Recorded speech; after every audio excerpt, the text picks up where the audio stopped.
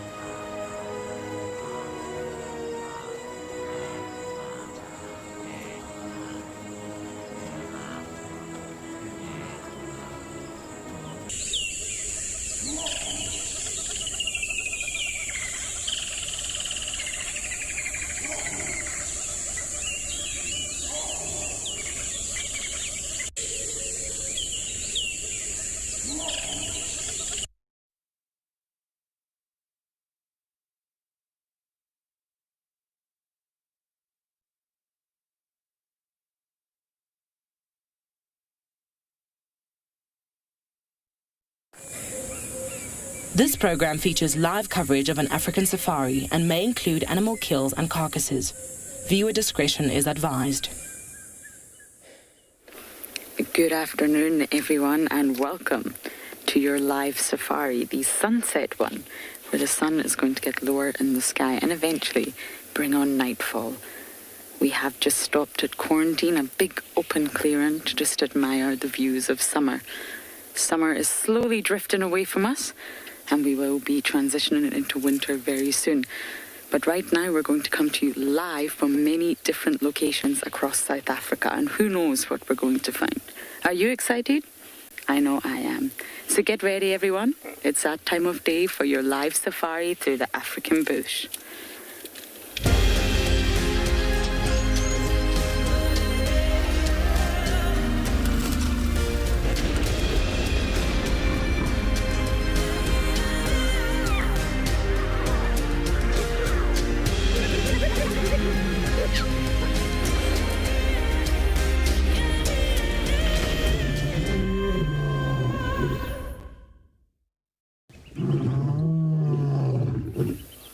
Welcome aboard, everyone.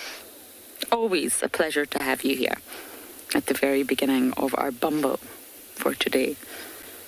Now, when I say it's hot, I mean it's extremely uncomfortably hot. So I think we may just say goodbye to these impala and try to seek some shade. I believe there may be some elephants at Gowrie Dam, which is definitely exciting.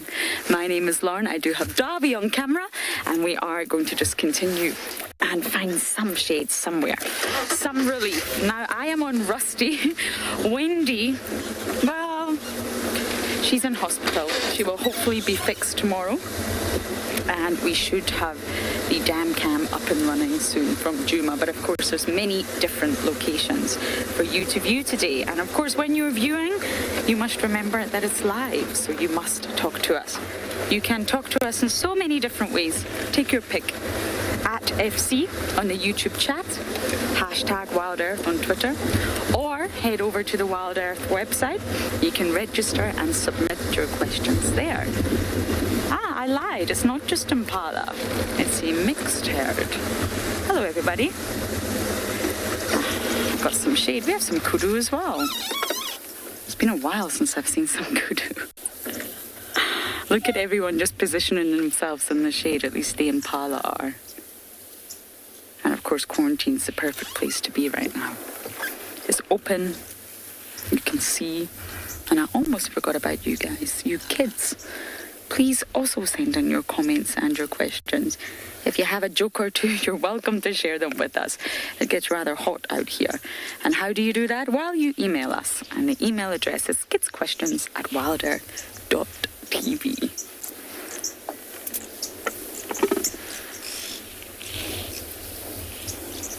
Isn't quarantine just beautiful? It's so yellow. It's so lush. It's so thick. Maybe we should just take a moment to admire the beautiful scene in front of us.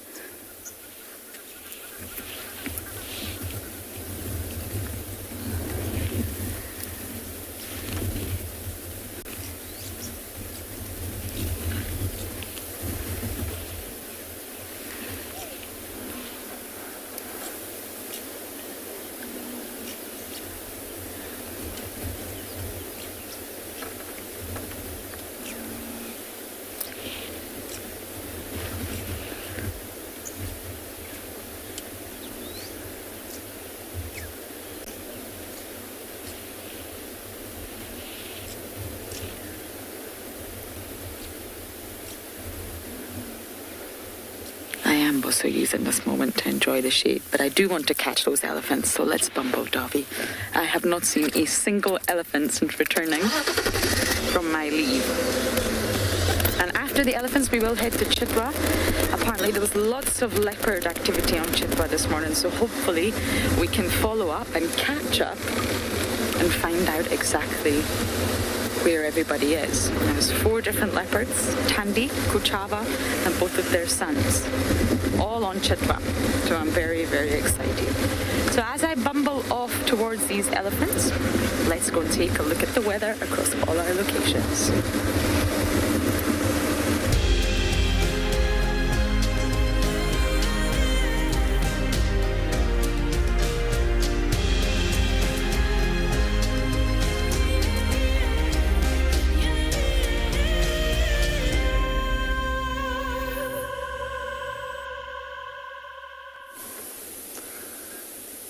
Welcome to and beyond Ngala, where we managed to find the pride of lions again. It is a very, very hot afternoon, and I am in no doubt that this heat has played in our favor.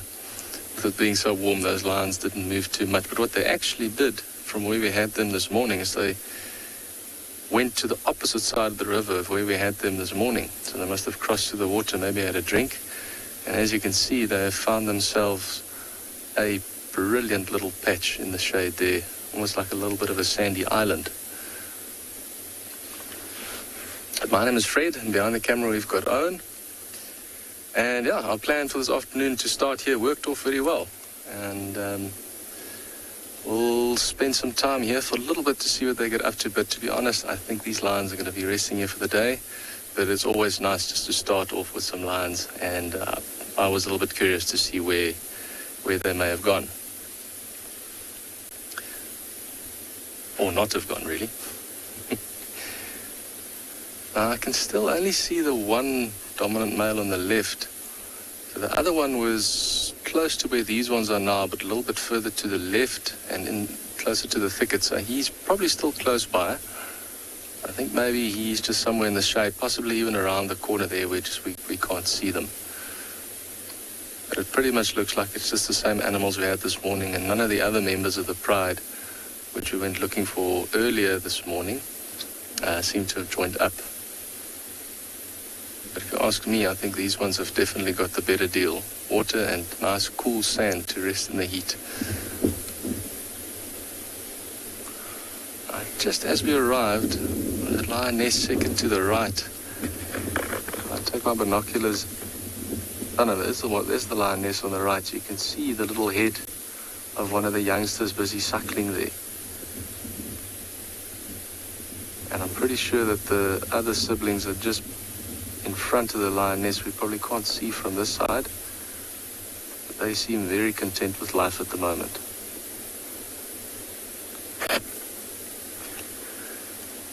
Just definitely see that little one's busy drinking, her ears moving a little bit.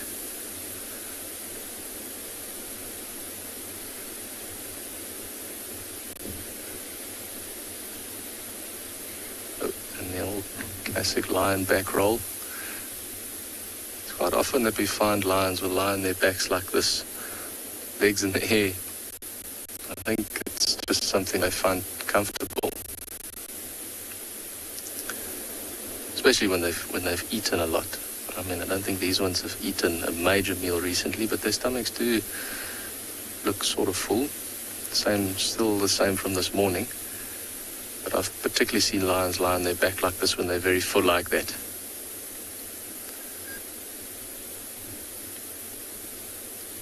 Alright, but yeah, we're going to be spending maybe a few more minutes here, just so we can see if any other animals come up here. In the meantime, we're going to send you off to Pinda.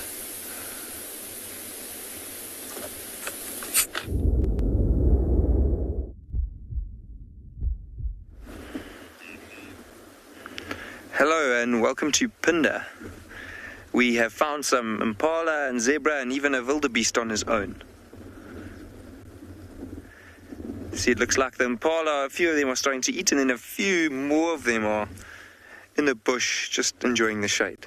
My name is Angus, and I'm going to be showing you the beautiful landscapes and animals of Pinda this afternoon.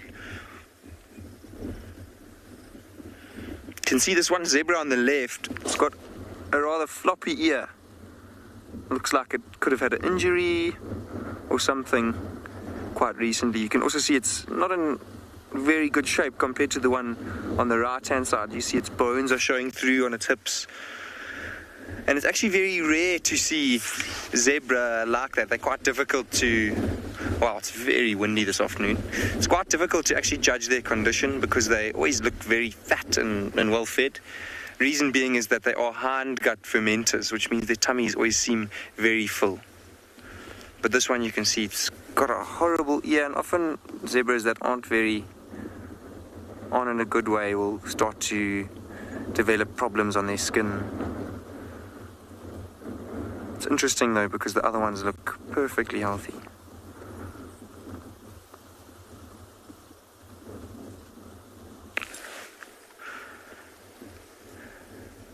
And impala are some of my favorite animals in the bush. They're very, very abundant throughout southern Africa.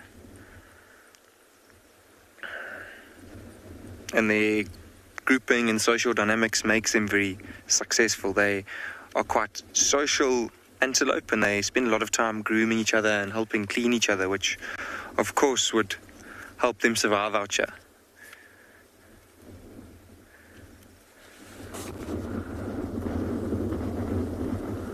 You can see that some of them always have their head up.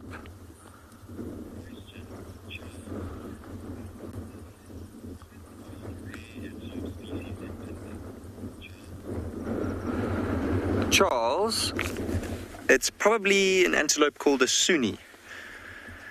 So Sunnis are confined to the eastern coast of Africa, and I think they spread up into Tanzania around there. I'll have to double check for you.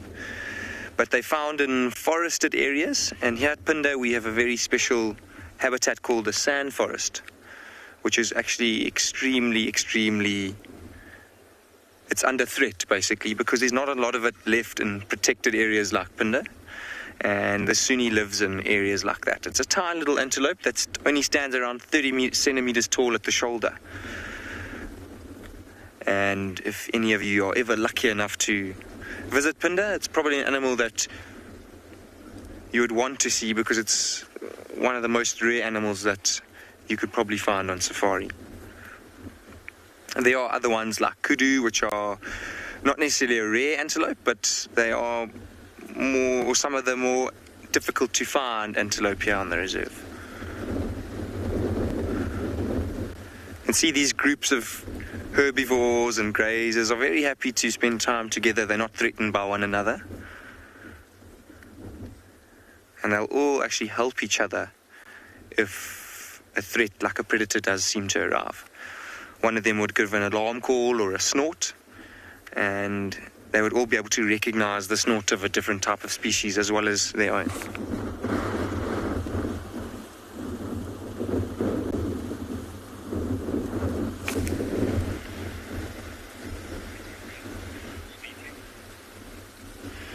Okay, so we're going to leave this herd of impala and these zebras and this wildebeest, and we're going to go and try and look for some lions that were seen earlier this morning.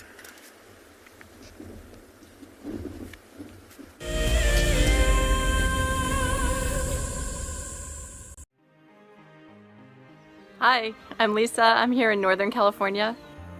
This is an Anna's hummingbird.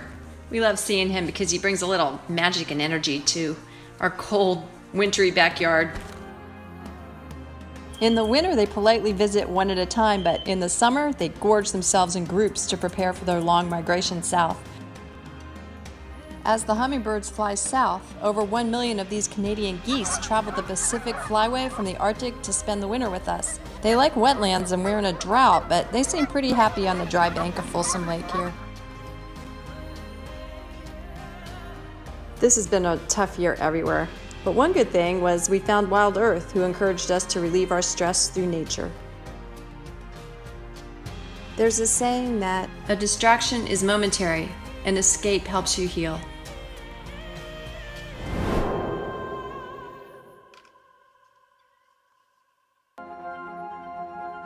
What are you looking at, man?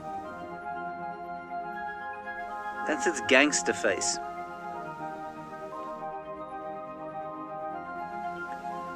It has the manners of a common variety vagabond. Look at it, chewing with its mouth open like that.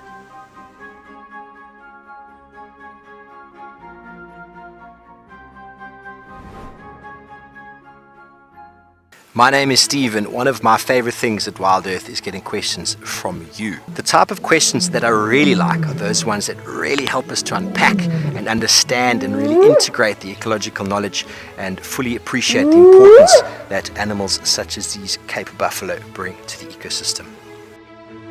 If you want to ask a question on Wild Earth, you're going to have to register on the website, but once registered, just head on over to the live safari page and enter your question under the live feed. Guys, have a look at what we've got. This is better than my birthday. Look at that. This is the first time that I ever see cubs this small. This is so special. This has officially just become my best sighting of all times. Tune into Wild Earth every single day. It's in your nature.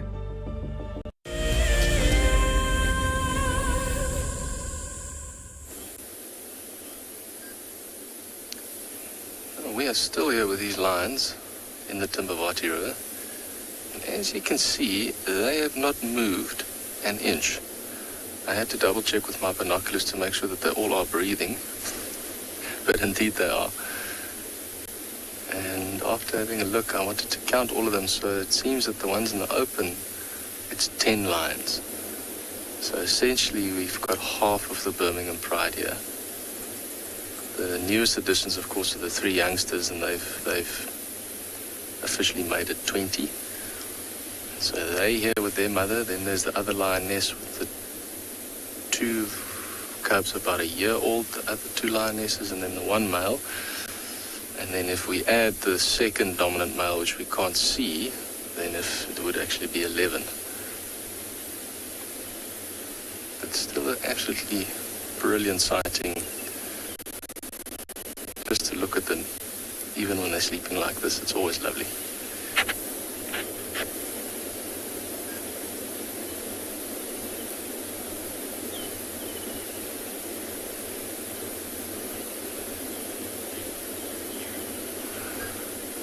Okay, so Kieran is asking, how does one identify a dominant male?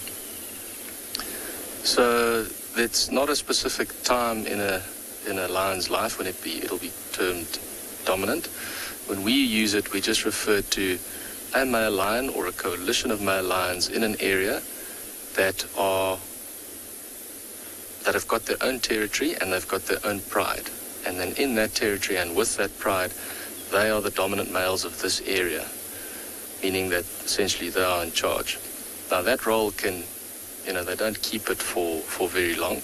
Well, it also depends on certain areas, but if sometime in the future they start getting a bit older and weaker and new lions come in, younger, stronger male lions move into this territory, they will challenge these males at the moment.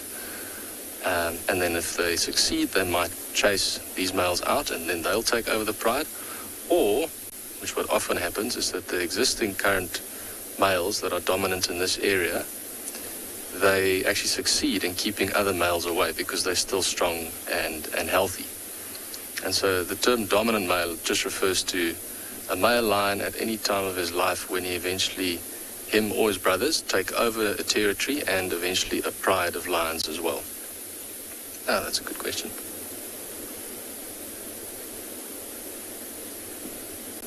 And it also varies in terms of lions' age. Generally speaking, lions really start becoming at the beginning part of their adulthood around 5 years. Roughly around 7 is when they probably would start moving into their prime, which is also mainly when the mane would be, I wouldn't say fully grown, but probably it'll be a mature mane because some lion manes, grow for the rest of their lives really. And then some males move into an area at a younger age and they take over pride. And then they might be there for a few years and then move out. Other lions sometimes only move into an area closer to 10 years. It depends on what their capabilities are and how strong they essentially are. On average, in a place like the Greater Kruger National Park, where you've got a high density of lions, there is a lot of pressure from other lions. And so generally speaking, every 2 to 3 years is when male lions will be replaced. Now, of course, that also does vary. I know of places where males have stayed dominant in an area, I think, for close to 5 years. So it really does vary from place to place.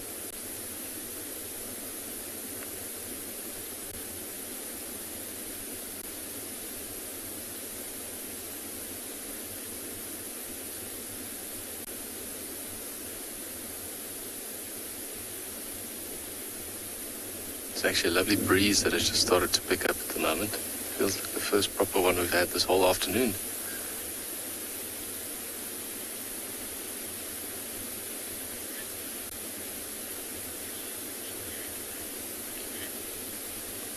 Okay, so Kritso is asking, how much do lions sleep during the day?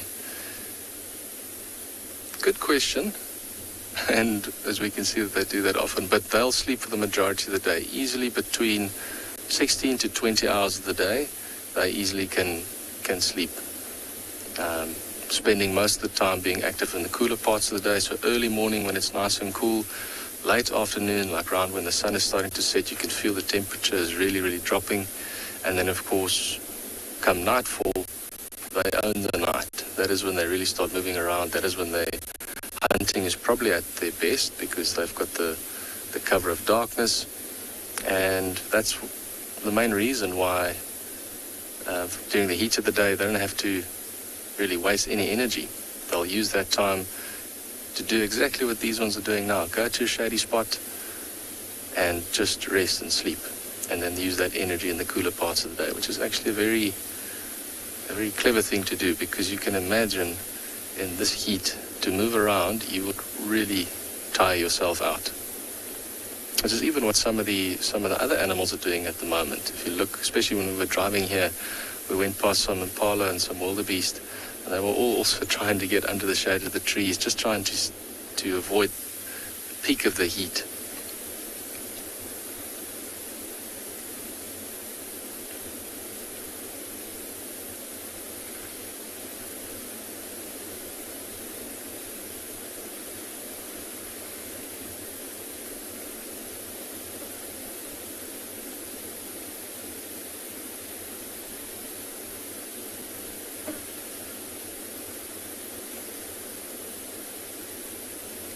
as I'm sitting, I'm actually just looking around me to see all the different tracks of lion and elephant tracks and signs of baboons moving through, and there's some old hyena scatter. It's amazing to see how many different animals use a riverbed like this.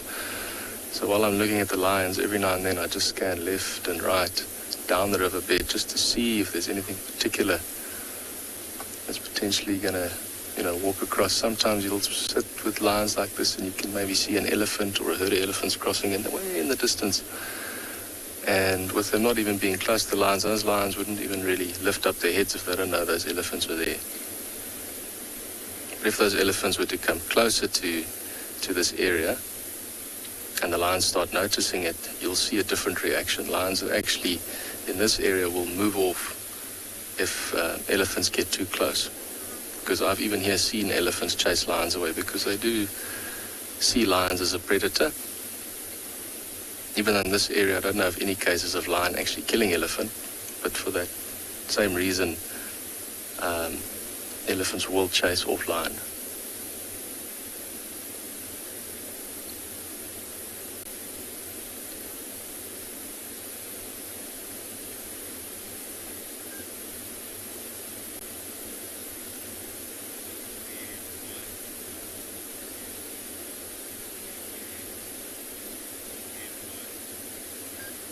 And why? I think I got that correct. If you were asking if two prides can live in the same area, in a case like we have here in Ngala, that probably could answer yes, because this pride is part of another pride, which we call the breakaway pride. There used to be one pride, and they've split off. Now that actually can happen, where members of the same pride, where a pride has just gotten too big, will actually split up and form two separate prides. And the dominant males in this area will go between those prides. We'll find even these ones here, like this one in the picture we're looking at now. He'll sometimes be with this part of the pride, and then for a few days we might not see them, and then they'll go and visit the breakaway pride as well. But that's probably the only exception where they'll more or less spend time in the same area. Generally speaking, lions don't share a territory. Different lions have got different genetics and they've got different territories and with very well-defined boundaries. And if either one of them goes across those boundaries and confronts or gets in contact with that pride, normally you have quite a big fight happening. And it does happen from time to time. But also in a case like this, if I'm just talking about Ngala, like where we have this breakaway pride, it was maybe a week or two ago we found them, and some of the other members of this pride we're looking at now actually joined up with them. And even though they're essentially part of the same pride, there was a bit of action between them as well, and a bit of fighting. So I think also, not seeing each other for extended periods of time, even though essentially you're part of the same pride, that may play a role in them actually fighting with each other. But also what's quite interesting is the ones that were fighting were all younger sub-adults. So they actually probably consider each other as different prides. Where when the older members of this pride join up with the old members of the other pride, you'll actually find that there's no real interaction like that. Right, but what we're going to be doing is, with these lions not moving too much now, we are going to be leaving them and see if we maybe can find signs of any of the other members. And then what we'll potentially do is maybe come back later in the afternoon when it starts to cool down a little bit. We might come back here again and just to see if we can't get a little bit more activity out of these lions. But in the meanwhile, we're going to send you off to Tswalu for introduction.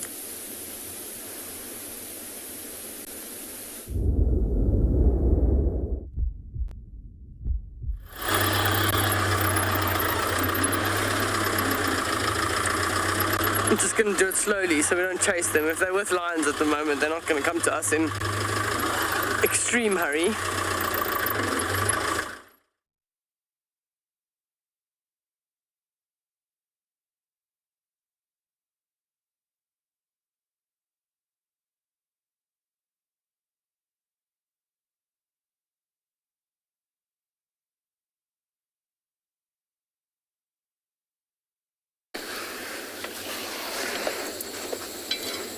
Sorry about that. Don't quite know what happened with Tswalu there, but they will be back with us.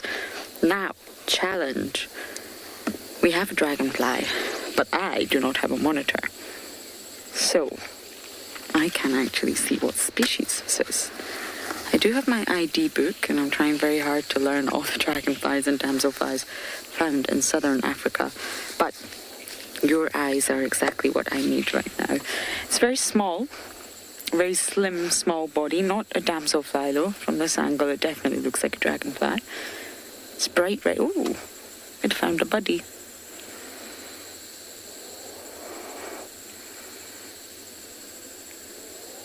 But we're back. Oh no, we're chasing. Males are actually known to chase one another off. And of course, males are also known to chase females. Where are you going? Let's just wait. They might come back. You'd be surprised at how often dragonflies land on the exact same branch that they were just perched on. Now, apparently the elephants left the dam, so we did head in a different direction. There's lots of roadblocks. There's some roads that are closed, some roads that we can't go down. And we're going to slowly make our way to Chitwa and hopefully find some leopards. No, I don't think they're coming back. Very active now. The males will chase off other males, especially during mating. There's a lot of sperm competition as well. And the male will hover near the female, sometimes until she even lays eggs, in order to stop her mating with a different male. He wants all of the eggs that she lays to be his. Oh, we're back. I might try and look with my binos. I don't know if I'm too close for this, but let's try.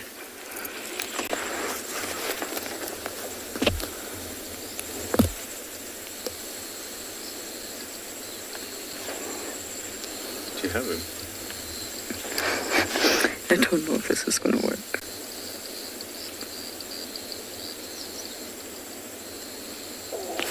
Nope, I have to rely on you guys, I'm afraid. Same branch, Dobby.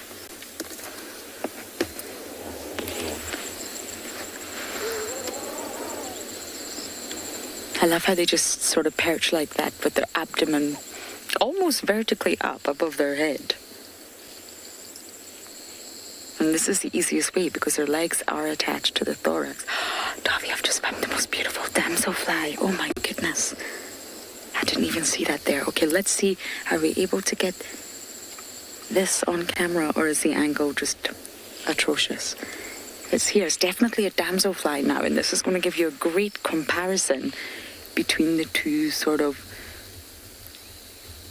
groups that you find in Odonata. You got it. So you see the damselfly is also slim, long, whereas dragonflies have this sort of really fat abdomen, if you like, if I can say so. And the damselflies will have a really long body. So they're very, very similar, very closely related, but there definitely are differences. And the body shape of the abdomen is definitely one of the sort of best ones to look at straight away. But if you're still a little bit confused, look at the eyes, if you can. If you're able to see the head, there's sort of the dragonfly's eyes, the large compound eyes that are made up of thousands and thousands of pixelated units, will join in the middle. Whereas the damselfly eyes, they will have a gap in the middle like ours. We have a gap in between our eyes, and they will sit more on the side of the head. Now, if you can't see the eyes, then try and look at the wings. The sort of forewings and hind wings in a dragonfly are unequal in size. They won't look the same. The first two set and the back two, they won't look the same. Whereas in damselflies, they are pretty much the same. They look exactly the same size and shape. So they're your sort of best key indicators of how to tell between a dragonfly and a damselfly. But naturally, they are very, very similar. And you will see that because the dragonflies are bigger, they're famous for perching with their wings facing downwards. Sorry, my radio went off there, Davi. Did you? Oh, many of you are saying that is beautiful, isn't it just? exact similar layout with the wings, the body structure, the positioning of the legs. But they definitely are different. I didn't see that one there.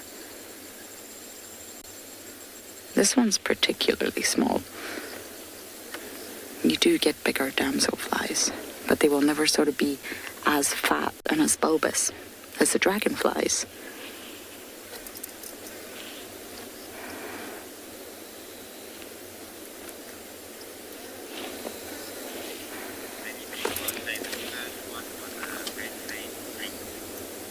Oh, okay, thank you, everyone. You're saying the dragonfly was a red-winged dropwing. Thank you.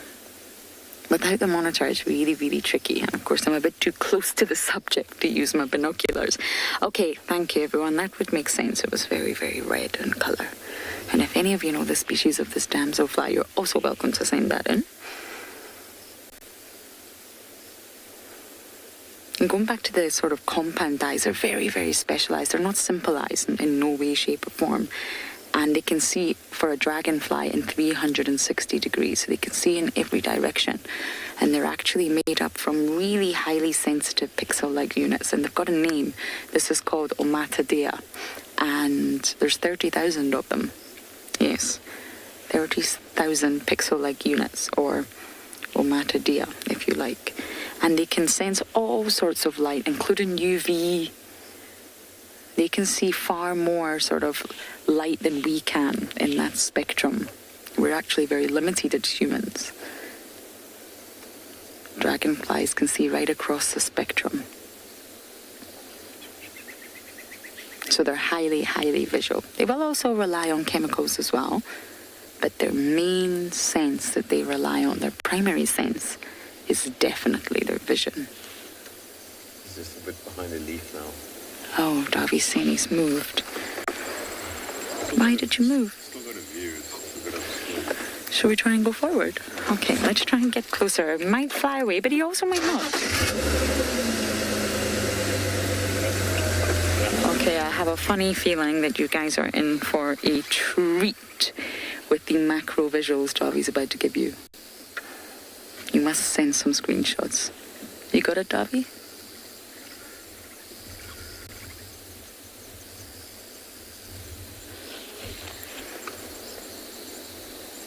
Oh, he's moved up. He's back again. I don't actually know the reason they do this. They tend to fly off and then immediately return to the exact same spot. There has to be a reason.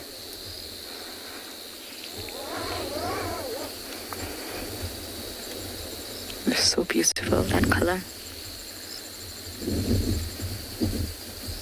This is actually... I come to this particular pond just for dragonflies and damselflies. Sometimes birds. But this is a great place to spot them.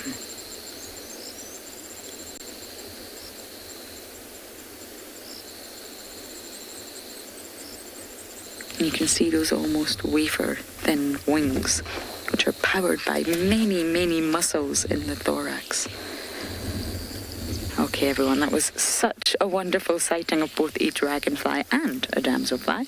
But for now, we're going to send you back down to Tswalu.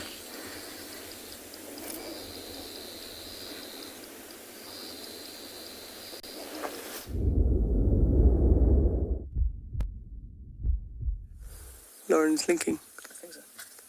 Keep breaking this or come separate.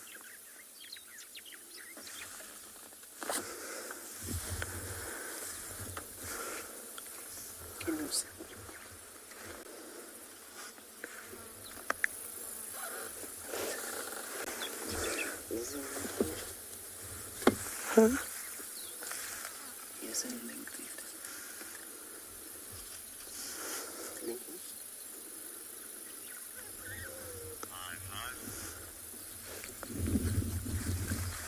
Good afternoon. And here we also have a mixed herd of zebra. There is a gemsbok randomly in the middle there somewhere, and some springbok. So a slightly different combination to the other mixed herds that you've already seen today.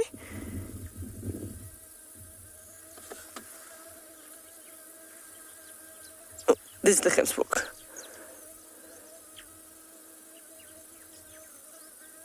So a very, very toasty 34 degrees here at Tswalu.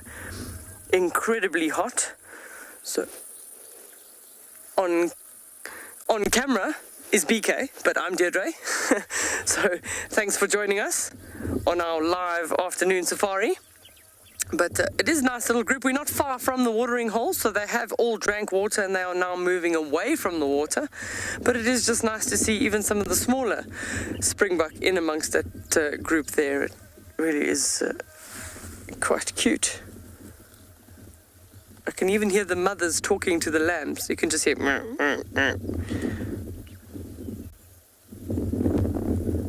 And the baby zebras as well. It is the season of small ones.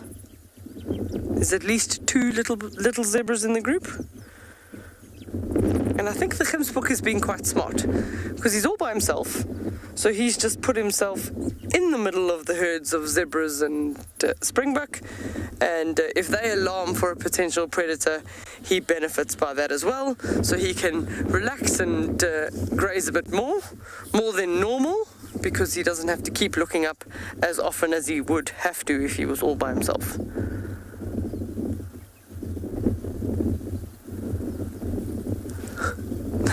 The springbuck can barely see over the grass.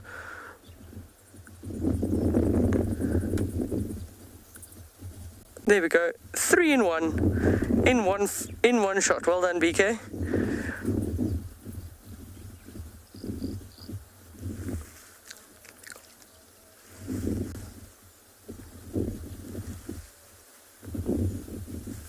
So our plan this afternoon is to check a couple of water holes and see what's happening. Once again, we're just looking for something in the shade.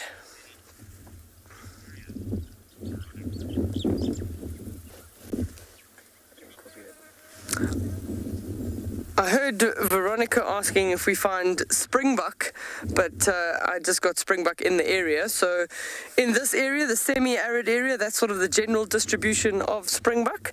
None of the other locations that are on Wild Earth have got springbuck. So only here, and sometimes we do have, there are small areas in South Africa where both the impala and the springbuck do overlap in distribution.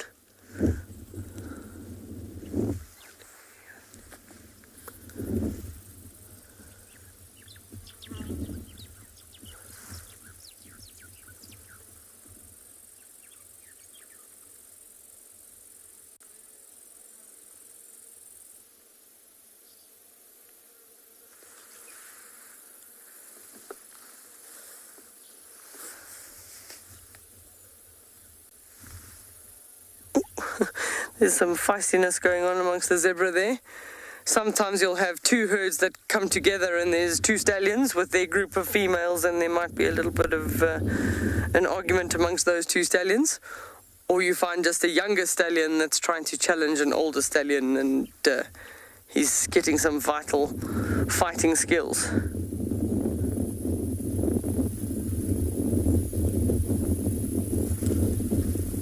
So we're going to move on to just quickly check the waterhole and see if there is anything at the waterhole, and maybe we'll get a little bit of better comms.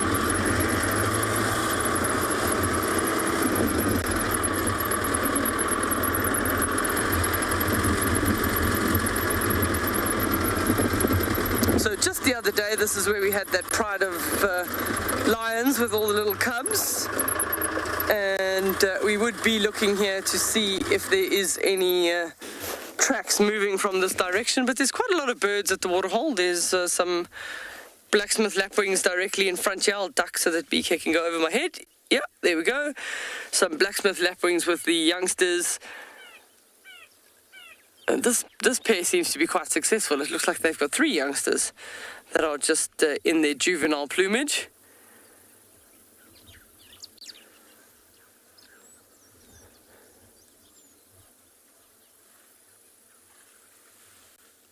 So they'll just be wading along the edge there looking for any aquatic insects, small little frogs. I don't know how good they'd actually be at catching fish, but I don't think that that's too much of their thing, but I suppose there's always a chance. Worms. anything on the edge of the water. And their sort of specific niche would be probably from the edge of the water to probably about 1 meter in. It's almost the length of their legs is what dictates how far they can go into the water in order to find food.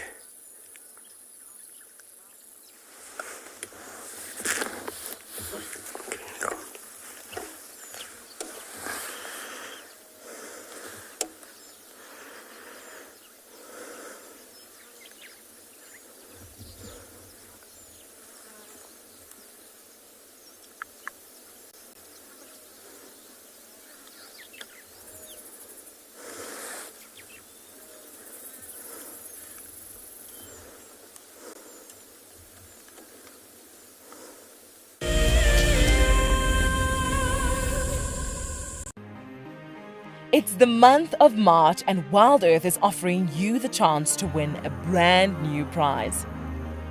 Sign up to be a Wild Earth Explorer and you could win a 5-day eco-training ranger experience for 2. Eco-training is the pioneer and leader in safari guide and wildlife training in Africa. The lucky winners can look forward to approaching dangerous game on foot, tracking and 4x4 driving, learning about animal behavior, and even spending one night sleeping out under a blanket of stars. In addition, you will also get the exclusive opportunity to join the Wild Earth team on the broadcasting vehicle. Sign up to be an explorer now, and it could be you that wins this life-changing experience. Terms and conditions apply.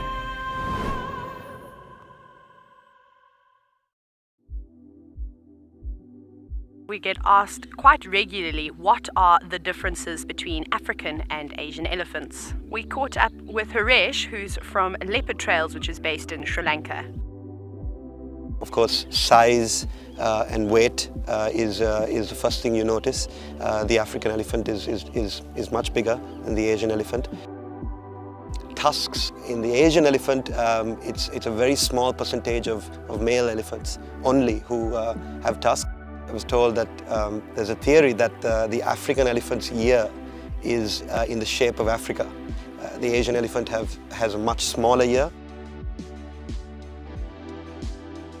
The elephant represents the bush and the jungle in Sri Lanka in a quintessential manner, and I think it's very important that we do whatever we can to protect them. Hi everyone, my name's Daniel Fisher and I'm going to be your guide this afternoon. I'm looking really forward to taking you through and showing you all the beautiful places here at and beyond Ngala. If you have any questions, please register on our website. Once registered, go to the live page feed and post your questions underneath the live feed. Join me on my next safari through and beyond Ngala on Wild Earth. Send me live questions through the Wild Earth website and I'll answer them live from the African bush.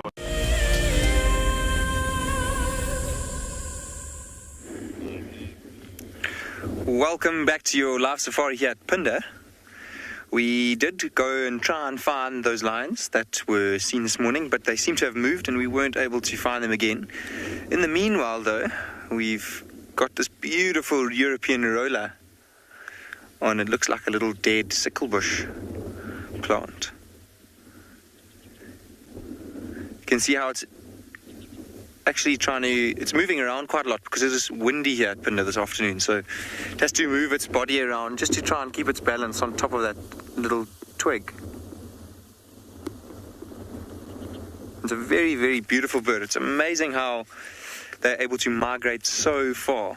So this bird will migrate possibly up as far as the Mediterranean within the next even couple of weeks. So by mid-March, most of the European rollers would have moved out of southern Africa and we start moving past East Africa and Central Africa and up into the Mediterranean. So they are the type of animals that don't like winter at all. They live in a permanent summer basically. Sounds quite ideal to me. And what they'll do is they come here in the rainy season and they feed mainly on insects, especially bigger insects like dung beetles. They even sometimes eat small rodents like mice and small rats. You can see the tip of their bill has a little slight hook on it, and that's often an indicator that the bird is predatory, because that little hook will help them grab the animals that they eat. Lovely calls of a zitting cisticola somewhere high up above us as well. And the typical kind of habitat that you'd find a zitting cisticola in. I'm hoping that you can hear it. It's just stopped now.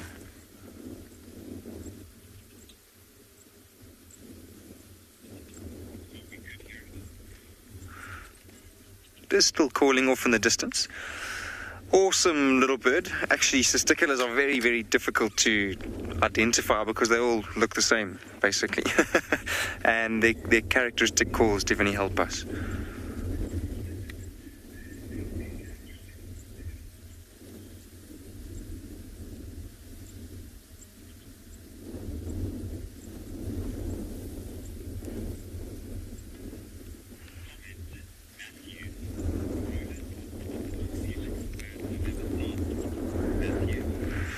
Matthews, you are right, and I agree with you. Just as our European roller has flown away, Matthew commented that they are some of the most beautiful birds that he's ever seen, and I certainly agree. There's quite a lot of different types of rollers that you'll get here in Southern Africa, and the European roller one has just flown off and sat next to us on the left. I'm not sure we'll be able to get it in shot. But that, along with the lilac-breasted roller, which is here throughout the year, are certainly very striking. I heard somewhere that the lilac-breasted roller is possibly the most photographed bird on the planet, and it does make sense. So we're going to carry on driving through these beautiful open grasslands here at Phinda. There's an area further up ahead of us with a lot of little shrubs where we could find animals like black rhino, so I think Craig and I are going to head in that direction to try and see if we can find any.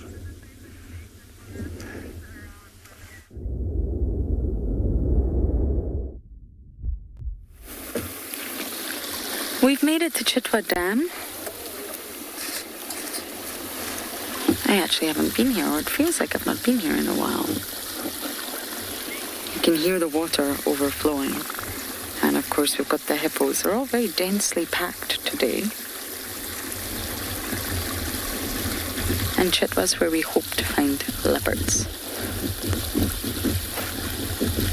But I imagine with this sort of really intense heat, they're going to be deeply tucked into the shade or up a tree. We're going to do our very, very best to find out where they were this morning and try and see if we can locate any of them. There's something very soothing about the sound of that water, the mini waterfalls of Chitwa Dam.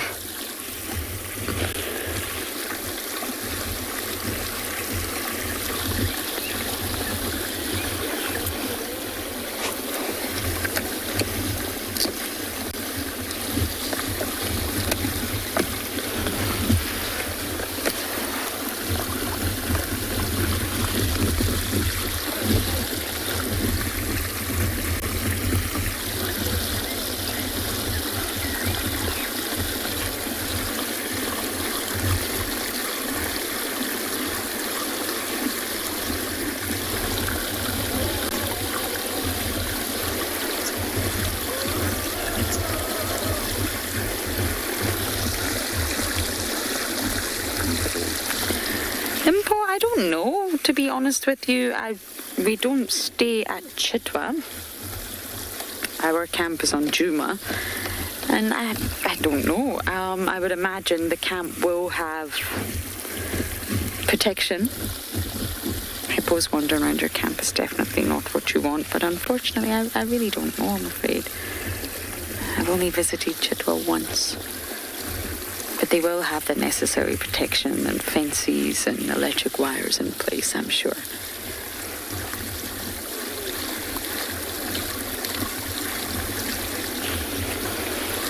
I'm just getting my binos out so I can also see. The last time we were here, there was lots of little juveniles, and I can imagine they're getting much bigger now.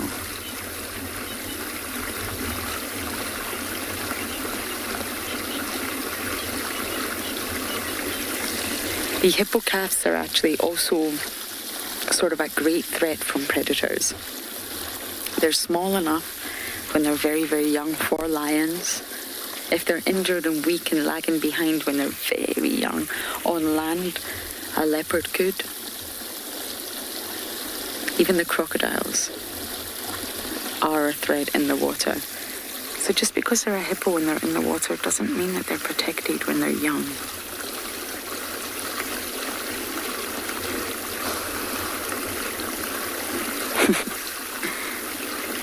They look very happy though.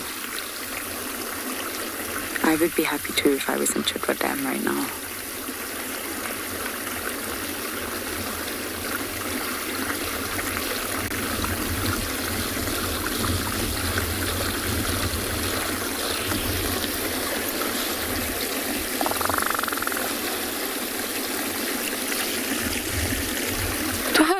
I actually don't know.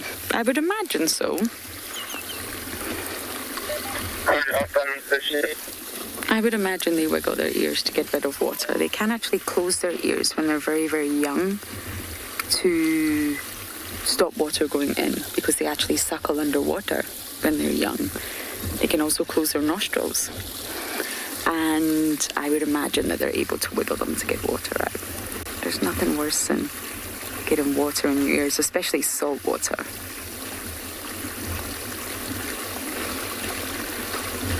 But they've got very, very small ears compared to the rest of their body. And of course, the eyes and the ears and the nostrils are all on the same plane. And that's so that they can keep their body completely submerged, but they can still pop a little bit of their head out to see, smell, and hear what's going on around them.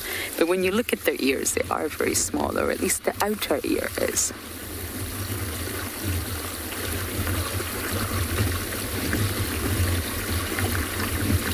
That's some of the youngsters there. They're getting big, but they're still small compared to the adults.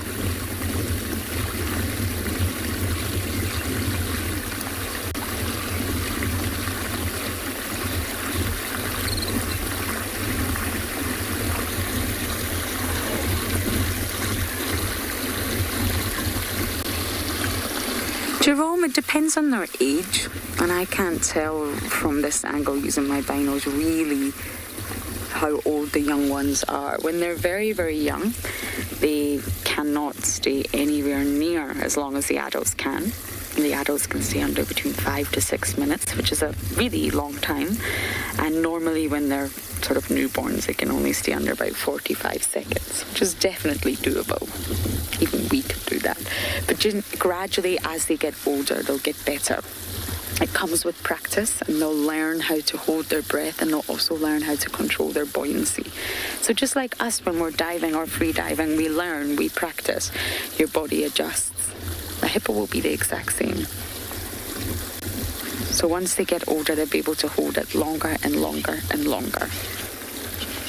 But they don't have to stay under 5 to 6 minutes. They just have the ability to.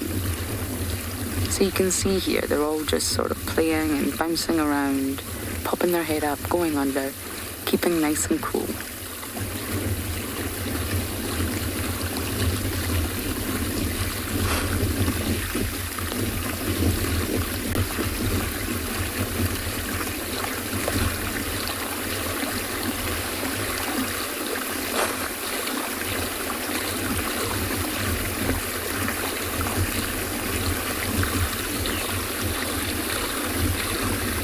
I'm feeling very relaxed sitting at the edge of this dam here.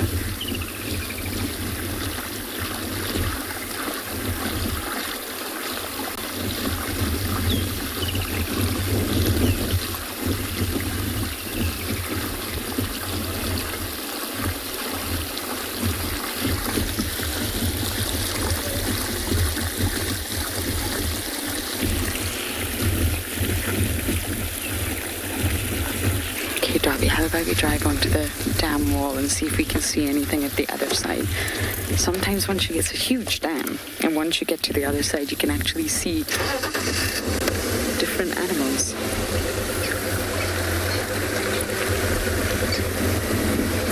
And there's a huge sort of flock, I don't know if that's the right word, of thick knees here. Maybe we can say hi to them. And when I I say a lot, I mean a lot. I think water thickneys are highly underrated. They're not given enough credit for being one of the cool birds. And they're definitely not one of the most photographed birds like the lilac-breasted roller. Okay, Darby, they're just down here. You see them? There's quite a few of them. As you just go along this sort of embankment, I can see 1, 2, 3, 4, 5, 6. You can hear them, listen.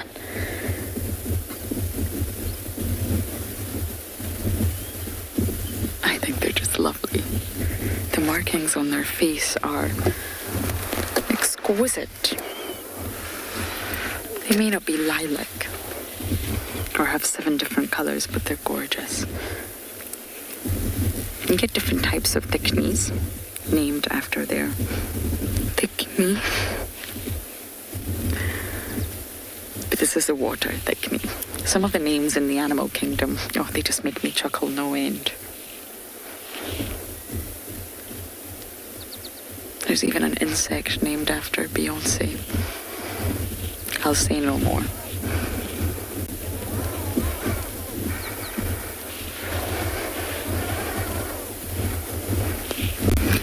It's all in the name, really, water thickneys. I mean, you will find them around water, on the banks of rivers or lakes or even dams, and that's exactly what we're looking at right now.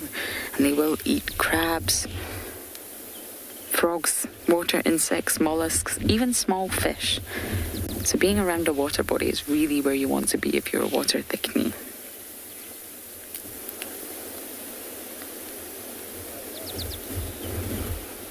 But they actually roost most of the day, believe it or not, but on the ground. They're said to be crepuscular birds, so become very, very active sort of in the early morning light as the sun is rising, and against once the sun is going down.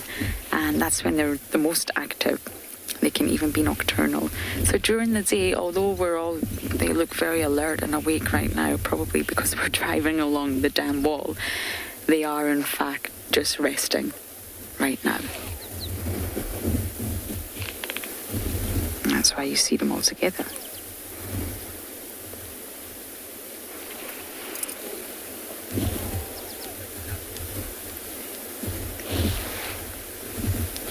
Mimi, no, they don't. They've got nice long legs. They can wade in the shallows, but you won't find them sort of, well, I think what you're meaning is floating on the surface of the water like ducks will.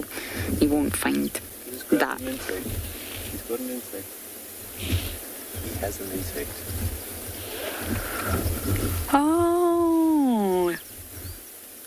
Well, there you go. Maybe they are active during the day. Do you know what it caught, Davy? Nope. And down the gullet it goes. And another one. I can't really see what it's catching, but it's eating something. Oh, Jared's telling me it looks like a dragonfly. Ouch. Why are you eating the dragonflies? If it's a black dragonfly, then it's probably the groundling. The southern banded groundling. They look very, very black. And they're, well, found on the ground a lot. See, the animal kingdom, the name's genius.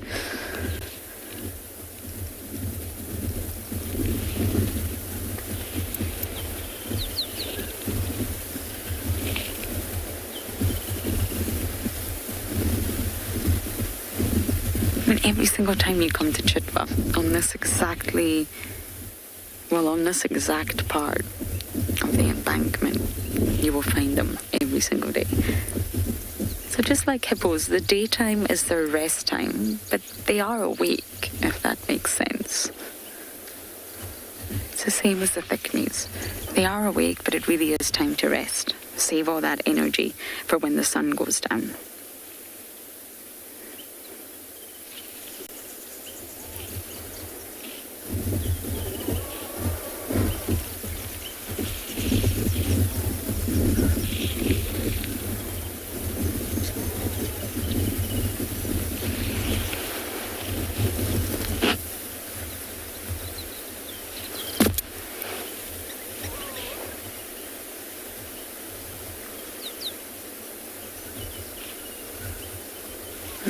Let's start our bumbo to look for these leopards. They have to be around here somewhere. We just have to think of the best shaded spots. We're just going to go around the... Oh, no. Try that one again. I'm not very good at driving, Rusty, everyone. We say that this is a boy's car. This is Tristan's car. The girls like Wendy. And sadly, Wendy's not in action, so I'll do my best. But we're going to go around the back of Chitwa. There's some very lovely drainage lines, which will be nice and cool. Most likely lots of water. And on the other side of Chitwa, further east, is the Mulwanini. And the I think it's a greenbacked heron. Did you get it, Dobby? Not really. Not really. He tried. I think I threw him under the bus there. Yeah. I also do really love that bird. I thought it was going to stop.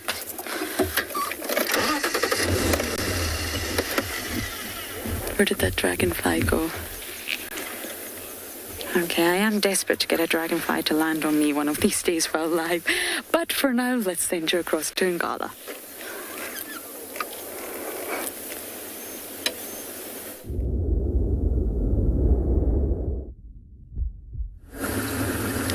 Right, welcome back to and beyond Ngala.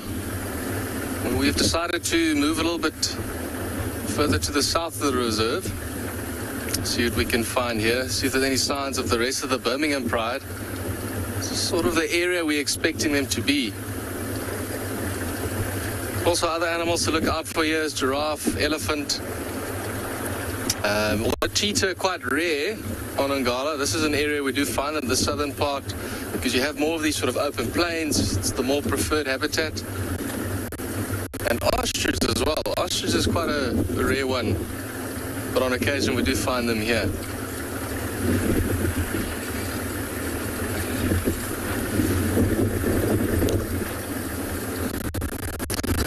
There's some queens flying up ahead.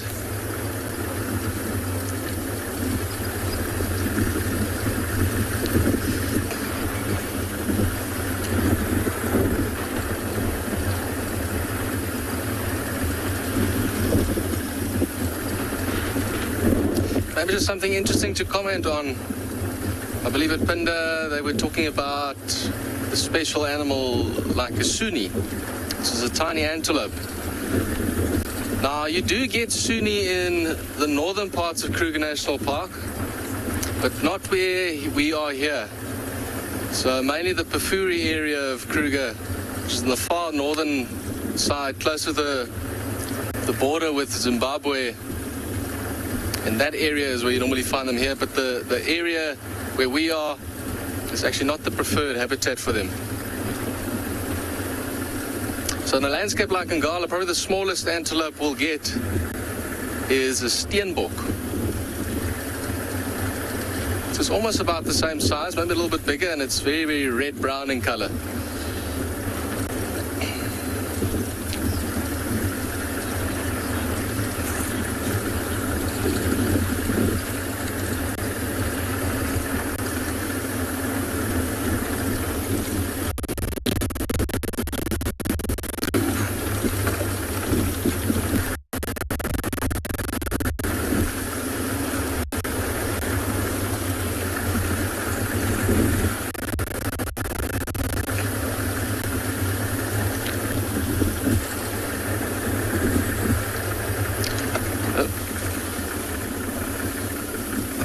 An elephant pushed over a little silver cluster leaf. Just going to try and push it off the road before I drive around it.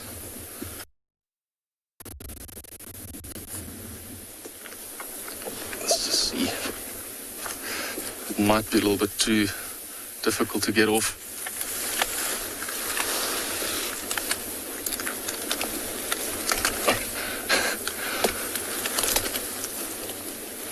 Seems to be at a strange angle here, but probably just enough to get around, I guess. I think we can do it. All right. Just plug myself in quickly.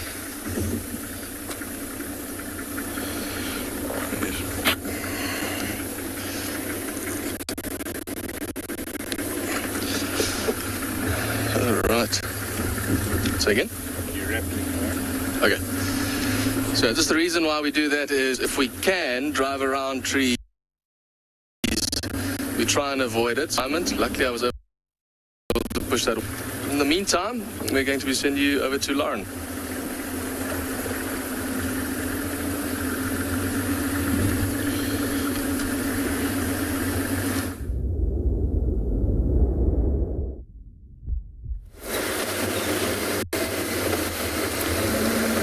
Now we're just checking rank of Chitwa.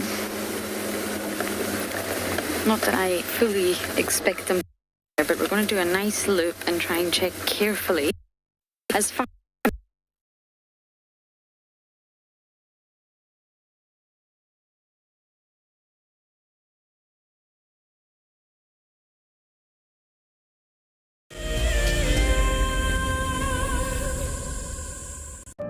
Wild Earth is launching a brand new bushwalk from Pride Lands.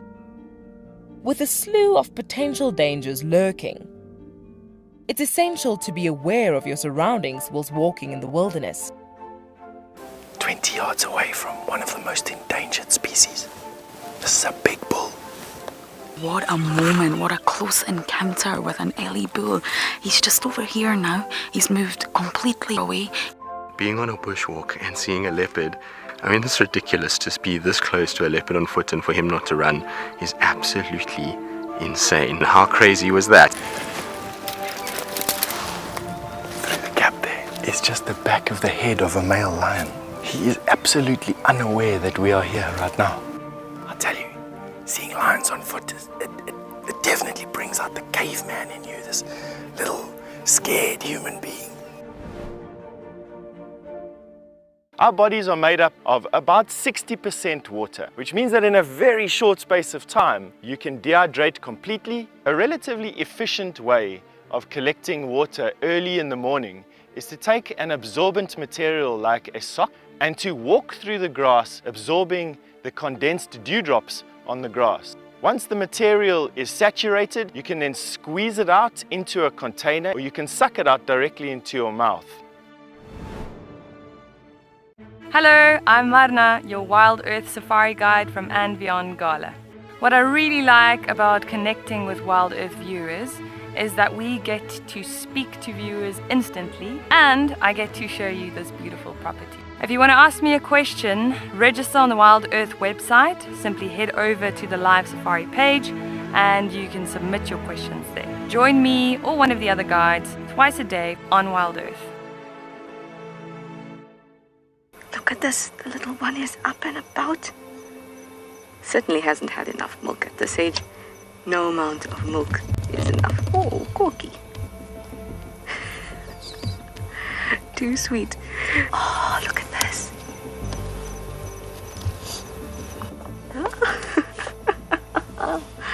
That is stunning. Tune into Wild Earth every single day. It's in your nature.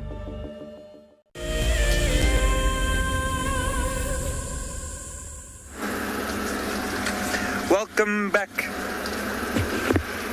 to Punda, everyone. And we are still in these beautiful grasslands looking for black rhino. As you can see, we've got quite a vast area to try and cover. So we're just going to go into areas where the habitat is, well, where we know the habitat is good for looking for black rhino and where we'd expect them to spend most of their time. There's quite a lot of few shrubs on my left-hand side, and you see they're not very tall trees. Black rhino like to feed on the new growth, is usually a little bit better than older growth, which is the reason why they'd spend time in areas where the trees aren't very big. It's not necessarily always the case.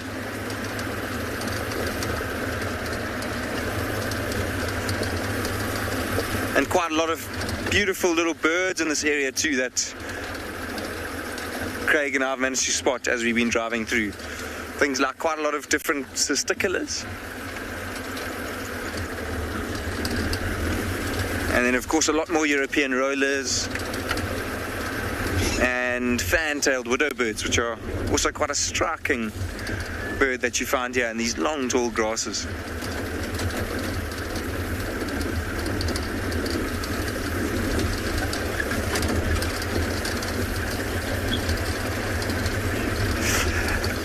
Andrew, I haven't seen ostrich on Phinda. We did used to have some on the reserve, but not since I've been here before. It would be a really, really interesting animal to have, especially to show you and to show our guests here on the reserve. Oh, there's a lilac-breasted roller. Let's just try and see if we can find where it lands. Okay, I've got it. Let's go just a little bit closer.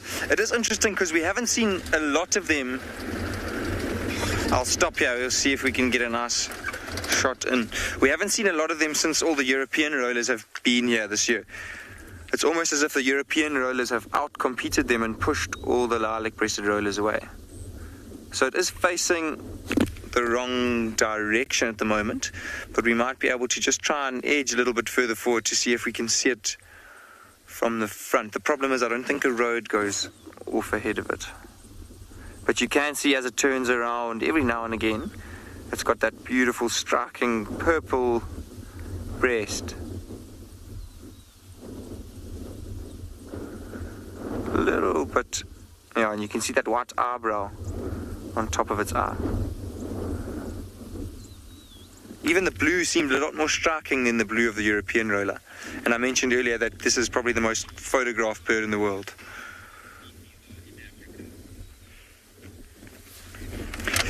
Debbie, I can't tell you off the top of my head, especially in the whole of Africa, but I do have a field guide for Southern Africa with me, and I'll have a little look for you now, Debbie.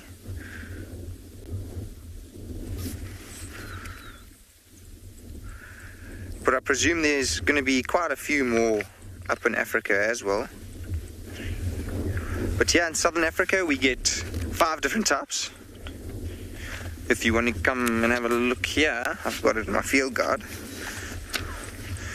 So we get most of the species here up in Zululand, but a few are a lot more difficult to see. So broad-billed roller I've seen quite close to Phinda before. You can see it's a beautiful purple bird. I've seen that on a reserve that actually borders Phinda, on Mkuzi, one of the more special rollers to find in Southern Africa. And then the European roller, which is very prominent at the moment throughout Phinda. And a rackettail roller, which you won't really get here in South Africa, but it is possible to find it in the northeastern parts and in Mozambique and Zimbabwe. It's a lot more easy to find. And then things like the purple roller is very uncommon to find here, but I haven't seen one yet, but I'm waiting for the day. I'd really love to find one. So I don't know in the whole of Africa, but here in Southern Africa we have 5 different types of rollers. And all of them being quite striking and colourful, a lot of prominent blues and purples. Let's try and see if this... Oh, I can see it, it is still there. Why don't we try and edge... What do you think, Craig? Maybe try and go forward a bit.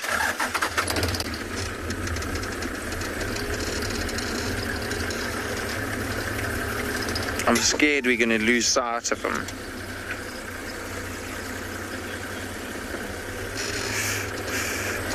Ian, it's a good question. So a lot of the rollers are what we call Palearctic migrants, which means they migrate to areas up in Europe and Western Asia. Eastern Europe, Western Asia, North Africa. And so these rollers, wow, it's turned around for us, which is great. So these rollers, I don't exactly know how far that is, but several thousand kilometers, I presume, to get all the way from here up to parts of Europe. And they won't necessarily do it in one go. So the rollers here, the European rollers, lilac-breasted rollers, are resident throughout the year. They will stop off in East and Central Africa, and they'll probably stay there for a few days and recover and try and get some food. And when they have enough energy again, then they'll carry on going. But it's just so incredible that small animals like these are able to migrate that far. So I'm not sure how heavy a roller is, but for example, an animal like a European swallow, a barn swallow now, they weigh only about 16 grams. And you can imagine flying a few thousand kilometers if you only weigh 16 grams. So it must be incredibly difficult if it's a little bit windy. So European rollers weigh 120 grams. So they one of the bigger, I suppose, a medium-sized bird, but it is a very, very long distance to fly for such a small animal. You can imagine how much energy flying must take. And often bad weather will inhibit how birds are able to migrate, and a lot of them will get lost. So it's quite a very difficult thing for them to travel such long distances.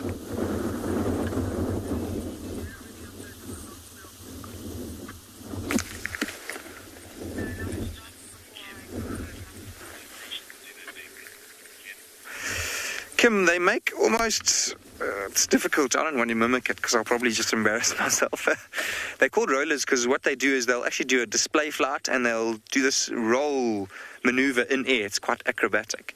And then they'll make almost like a bleating, it sounds a bit like an alarm call that some antelope do.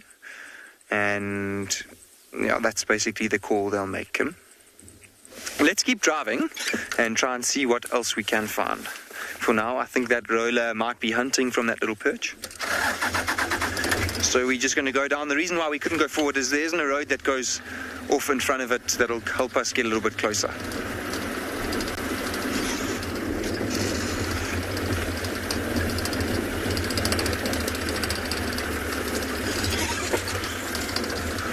Lovely area to do some birding, and there's a lot of grasses here that are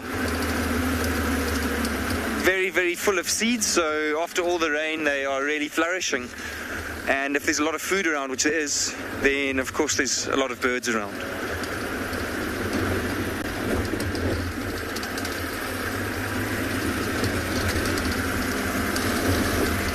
And birding is something that always adds quite a lot to the experience in safari, because it makes the in-between parts of your drive a little bit more interesting, because you're looking out for a lot more different types of animals. So while we're bumbling around, we're going to send you over to Lauren, who's doing much the same.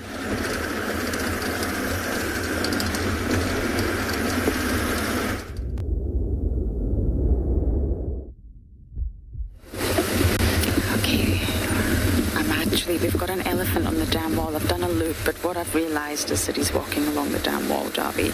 So what we're going to do is position ourselves off the dam wall so that he's going to walk right past us.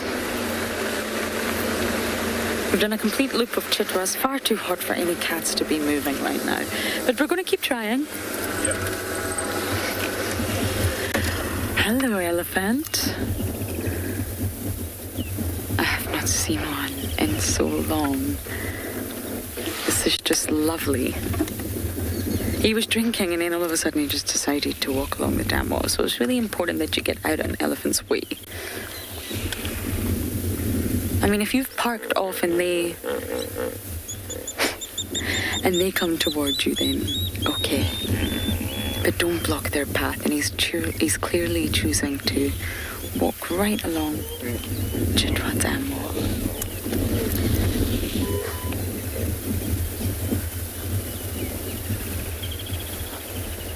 So majestic.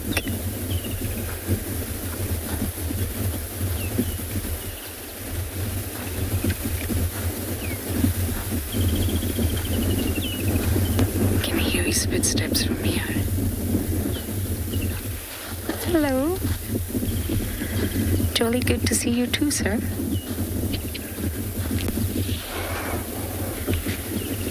I'm so happy to see this elephant right now. He sees us. He saw us a long time ago, don't worry.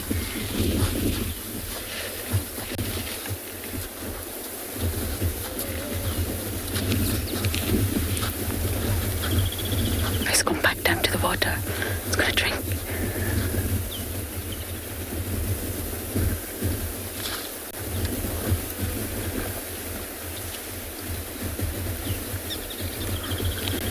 I feel thirsty just watching him.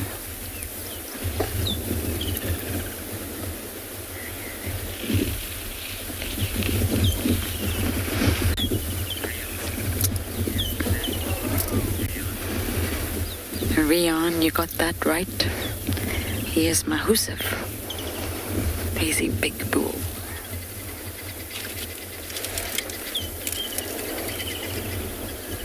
It's just so nice to see an elephant, really.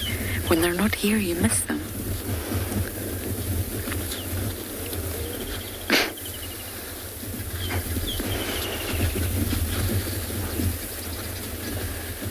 He really wanted to show us who's boss there. We know you're the boss, trust me.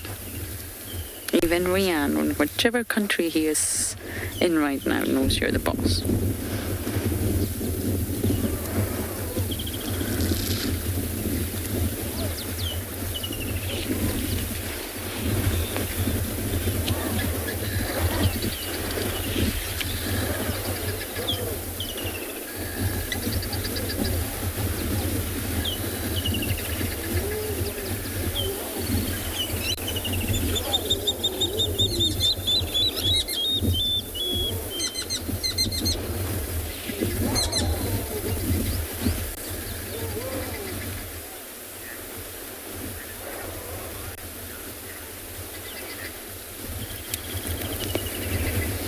Jackson, I think it would depend on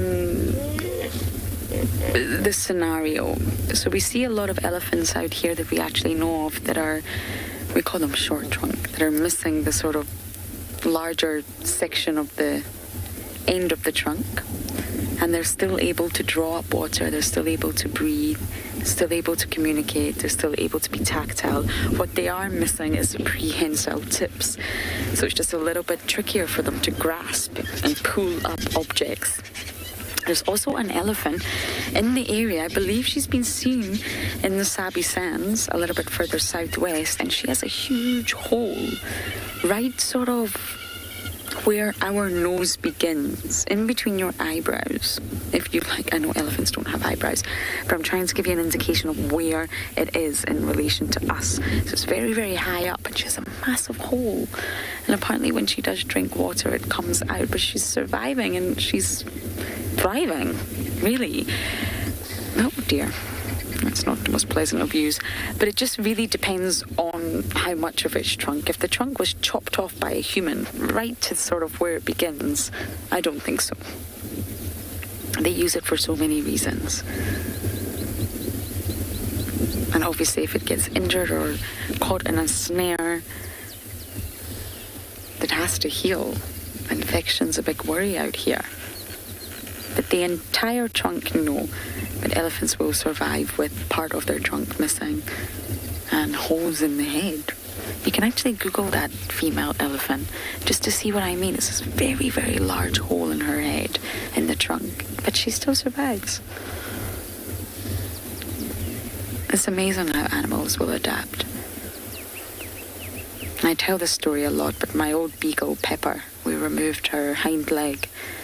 It was riddled with cancerous tumours, and we made a decision as a family to remove the leg to prolong her life, which it did. And she was obviously, on medicine and drugs and very sleepy for the first day, but the second day she just woke up and just started walking on 3 legs, and that was it. It was just time to adapt. You've lost a leg, what can you do? It's time to just adapt to walking on 3 legs, and that's exactly what she did. Animals just adapt because they have to. Okay, I think we can position a little bit better for this elephant. We're going to move, or try to move.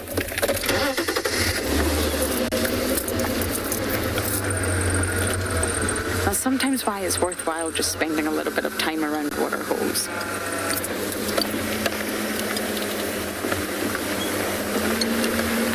Jacob, I am going to come to your question in just a moment, asking about how much elephants drink.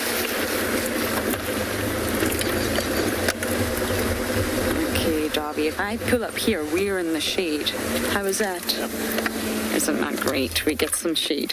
So sorry about that, Jacob. I was just trying to make sure I didn't crash into anything. I've had a lot of trouble lately with cars. But you're asking how much elephants drink. Well, believe it or not, in one sort of sitting, if you like, they can pull up. And when I say pull up, they're using their trunk as a straw. if you like. So they can pull up 12 litres of water in one sitting. I think that is just absolutely incredible. And they can actually smell water. Their nose is better than bloodhounds from 12 miles away. So in one sort of pool, they can pull up 12 litres of water. But that's, of course, not going to be enough for a big elephant. They're going to need a lot more water than that. And what you have to remember is that males and females, calves and teenagers and all sorts, they will require different amounts of water. It's not entirely going to be the same. But on average, they will, I think it's about 150 litres, between 120 to 150 litres per day that they require of water. And why is that? Well, they've got a really poor digestive system, and therefore they need water to help digest the fibre and the cellulose. Their digestive system is really, really poor. So the more water they drink, the more it aids the digestion. And they can't sweat like you or I, so drinking water also helps cool them down. Thank you. I'm on the driveway. Sorry about that. I think our elephant is slowly walking off. Now this is the open clearing that the leopards were on this morning. So they are around here somewhere. We're just going to keep looking until we find any signs of them.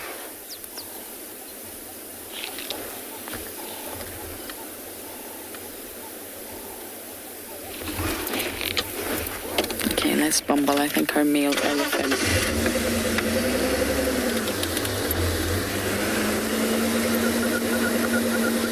That name, Darby? I didn't. We both didn't get that name, I'm afraid. I'll wait for Jared to repeat it.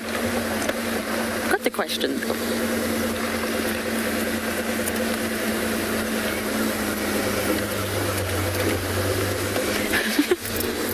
Biscuits, like you have with tea. Biscuits, yes, that is true. You do have biscuits with tea.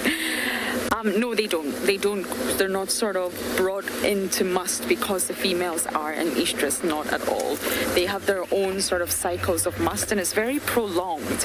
They can have their first must at about 18 years old, but this is normally a pseudo-must. I mean, hormones will change, physiological changes will take place, but it's not the full must. Normally the full must can kick in around 25 years of age, and that's when things really start to go a bit hairy for an elephant.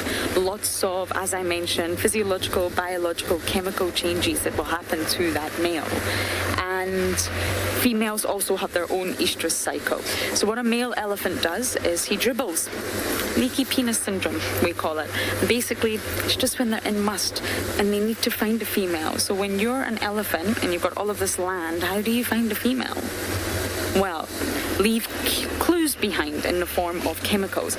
So if you dribble your urine all across the landscape, which doesn't sound very pleasant to a human, but it's actually incredibly smart because you're leaving your chemical signature everywhere. You're letting everybody know that you're in must and you're around. They just need to follow the trail.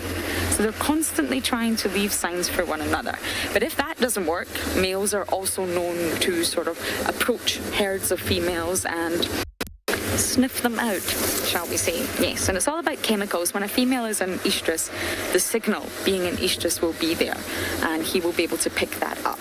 So if a lady doesn't find him, he will just go from herd to herd, sniffing out the females until he finds a female that is receptive. Now, that's a very good question, biscuits, and now you've got me thinking about biscuits. I used to love orange penguins. Do you know penguins, Darby? Yeah. You do? I used to love orange penguin biscuits with raw onion. Yeah. Yeah, it does sound very yuck, but it's actually delicious. You should try it. Anyway, enough about biscuits.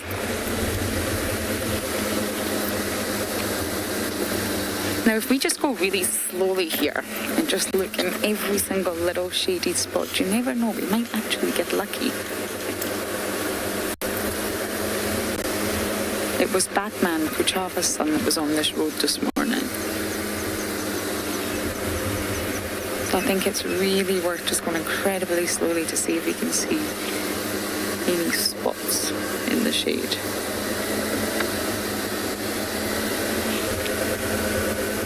And it's amazing, once the sun starts going down, really, the animals will start to move.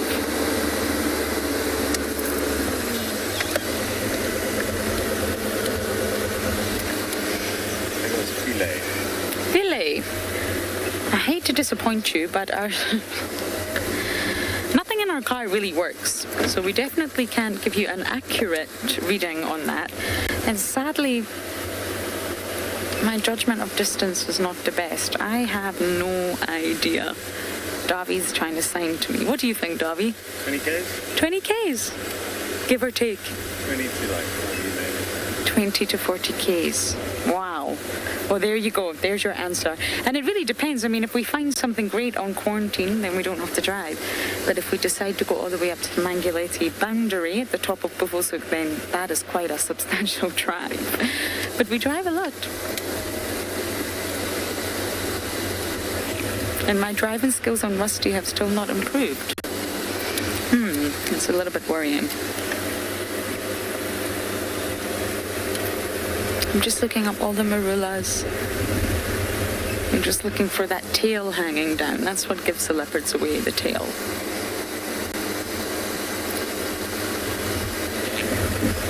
And the elephant should be here somewhere too. Let me know if you spot a Davi. Now, why Chitwas became such a hotspot for the leopards, I really don't know. I mean, you have 3 dominant females, 2 are related, 1 is not, using this area on a very, very regular basis.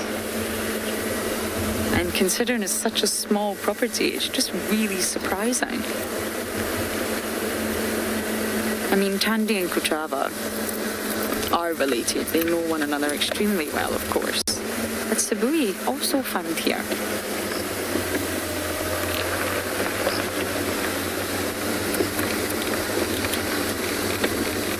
I think we're going to go along the Mulwanini. I think that's a great shout for today. So that is exactly what I'm going to do. Check the river system, and as I do that, you guys will go down to Tswalu.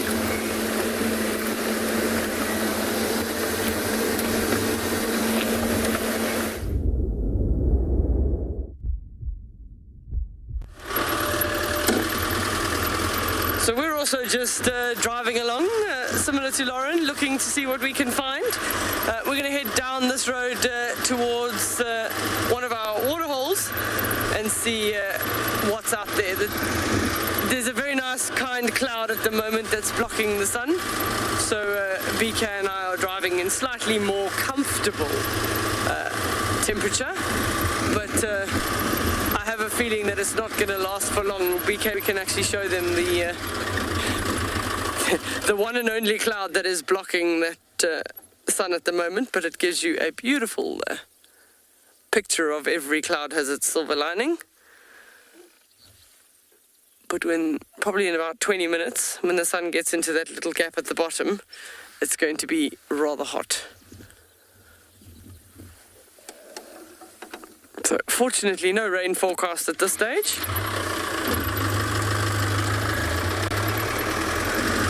We did get a little bit of rain yesterday. Totally by surprise. Without any wind or anything, it snuck up on us yesterday afternoon.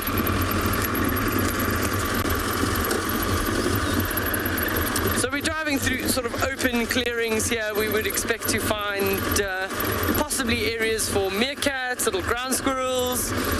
Gemsbok often like the open areas. We even find wildebeest, springbuck. Oh, there's a kudu. I see a kudu. I'm just going to show you a quick kudu. You see it there, BK? There's 2. And then beautiful, a nice female kudu. So there's more than one there, but that's the best viewing one. The other one's well hidden in the thicket there. Their camouflage does really work for them, those nice big ears. But I do believe that Steve in Pridelands wants to say hello. So we're going to send you across there.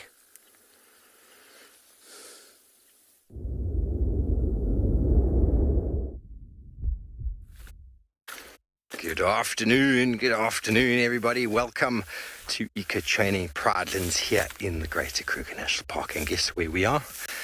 We're on foot.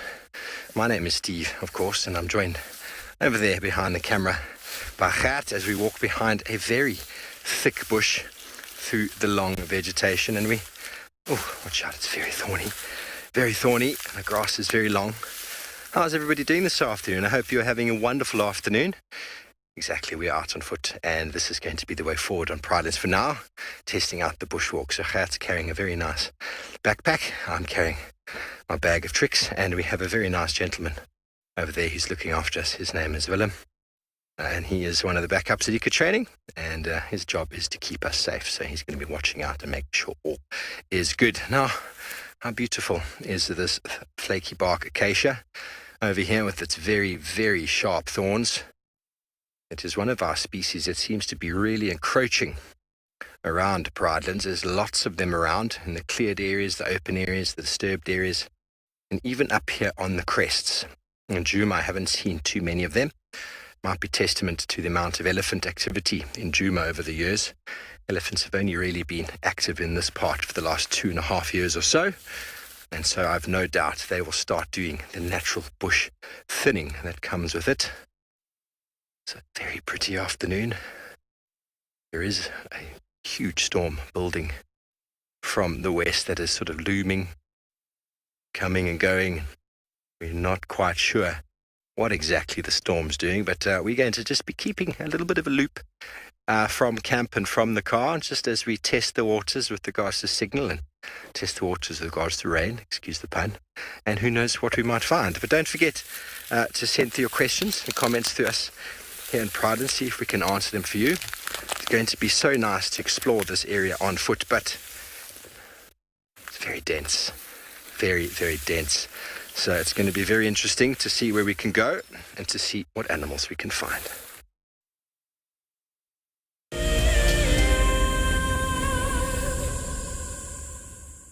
If you love to watch Wild Earth, then we are inviting you to join our Explorers program. For a monthly subscription, you will have the opportunity to win fantastic Wild Earth expeditions. Join our guides for a chat around the fire, receive weekly highlights from our shows, and much more. All the money will go to keeping these live safaris on air, which in turn allows us to escape into nature every single day. Converging game path will invariably lead you to a water source, but treat all water as suspect. One of my favorite ways of purifying water is to filter out the particulates. And by just filtering it through your sock, you can clear out most of those.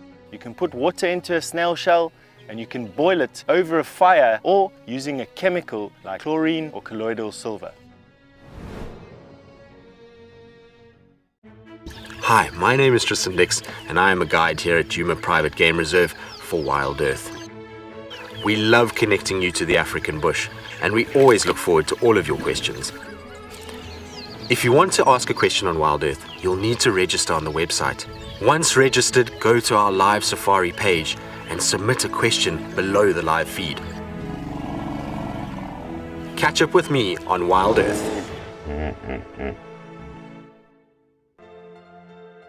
The croc is still holding another one there. It's holding from the hindquarters. I would really want. The wildebeest cross is trying. The croc is holding the tail. It's holding tight. Oh no. Goodness me. Lucky, lucky wildebeest. You have another day to live. Expect the unexpected here on Wild Earth daily. There's a grounding earthiness to this place that we feel in our ancestors. It's a place where, believe it or not, we evolved as a human species, and anyone who's come to Africa will understand that. The connectivity that the continent has to the person and to people's souls is next level. I'm thoroughly looking forward to taking you on your next adventure when we explore all the small and big things. Catch up with the guides daily here on Wild Earth.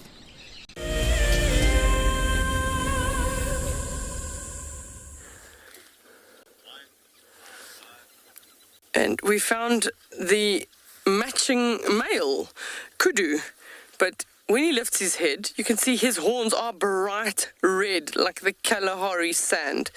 And that's something you don't often see. Look at the size of that neck from the back. It's just amazing.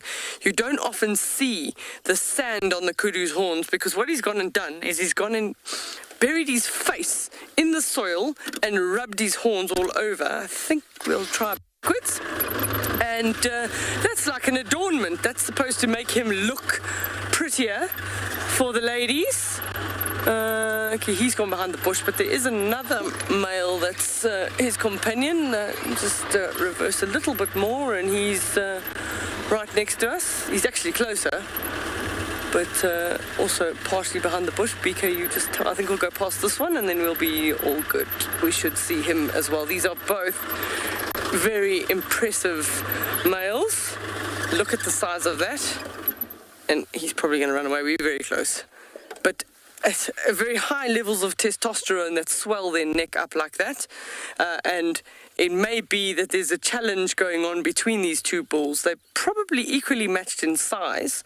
So there's a very good possibility that they could be sort of tussling over a female nearby. We're not too far from where we did see those females earlier. I think... Do you want to try back a bit, BK? Okay. He stopped in the shade. He's glaring at the other gentleman with his nice bright red horns. Oh, that's okay. I see. BK found the other one. I couldn't see that one. So one's got red horns, one doesn't. So what they will do to avoid a straight confrontation, sort of an immediate confrontation, is kudu will do what they call a parallel walk. So they'll raise that ridge of hair across the back there. It's known as piloerection. They'll raise that, and then they'll walk next to each other, sizing each other up. If one is definitely much smaller than the other, then already the bigger one is the winner, and there's no contact that's made. And then sometimes they might clash a little bit with the horns to see, and then one might then feel, oh no, hang on, that guy's much stronger than me, and he submits and he moves away. But otherwise you can have a time where the bulls feel that they're equally matched, and they can fight for a long time, and they can fight quite viciously. And there are times where, unfortunately, because of the shape of those horns, that sort of corkscrew shape, they can get them intertwined in each other, and then because each one wants to pull, they actually almost get knotted, and they're unable to pull apart, and then sometimes both males die just from sheer exhaustion because they're not able to pull themselves apart. I've never seen those two little white dots just above the tail. I just noticed now, BK. I've never seen those. Maybe he's different, but I've never ever seen those two little dots. And I mean, I've been looking at kudu for years. They've got beautiful little markings on their face, sort of dots on their face and a white chevron on their nose, but I've never seen two little dots just above the tail. He is really, really nice and close. So those stripes effectively for the kudu actually break up the solid profile of the animal, so that it's known as disruptive marking. So you don't see the entire kudu in the bushes. It's very well camouflaged. So from dots and stripes, we're going to send you across to Pinder.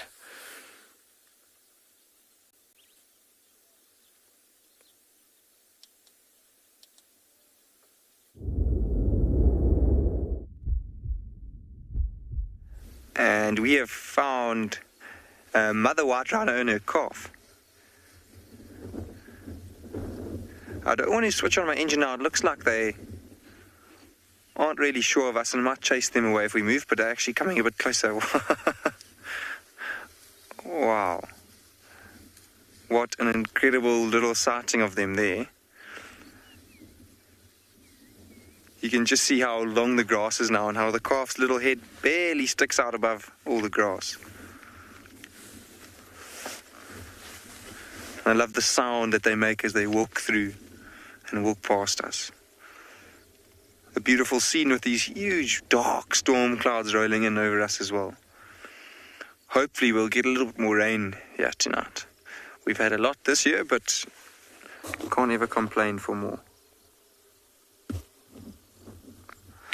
Now that we don't have such a good view of them, I'm just going to try and roll us forward a little bit to... No, okay, now they're moving again. Let's stay where we are. Can see that big muscular neck of white rhino. They have massive heads, and you can imagine they'll need a very, very strong neck to keep that up the whole time as they move around throughout the day. Okay, it might be time to move now.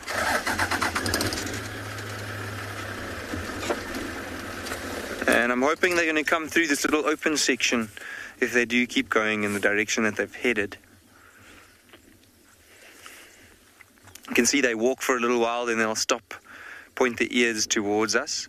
So rhino have very poor eyesight, and they'll rely on their hearing quite a lot to try and help them determine whether something is a threat or not. And with this little calf and her mother, the mother will be a little bit more nervous, just because the calf is a lot more vulnerable than what she is.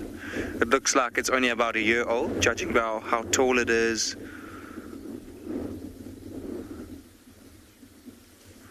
Beautiful, just watching them walk away into the sunset, basically.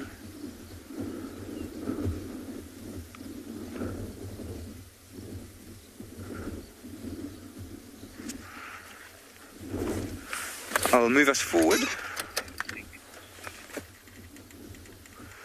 Okay, so as these rhino are actually moving away, I don't think we'll get another look at them, but really, really lucky to get the short glimpse that we did. We are going to carry on looking for elephant and black rhino in this area, and we're going to send you over to Tswalu for now.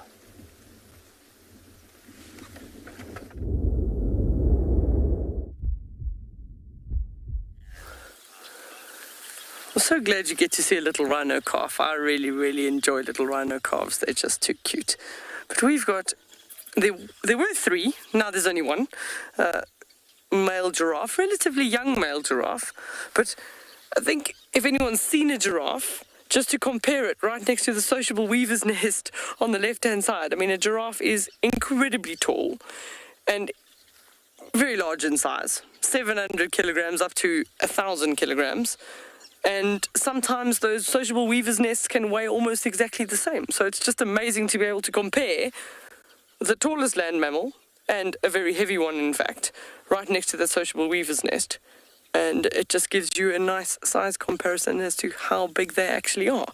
That sociable weaver's nest is sitting at the same height of the giraffe, so probably 4 meters at its highest, going almost all the way down to the ground. So the giraffe's most likely already had a drink of water, and now it's just regurgitating the food while it's standing nicely in the shade.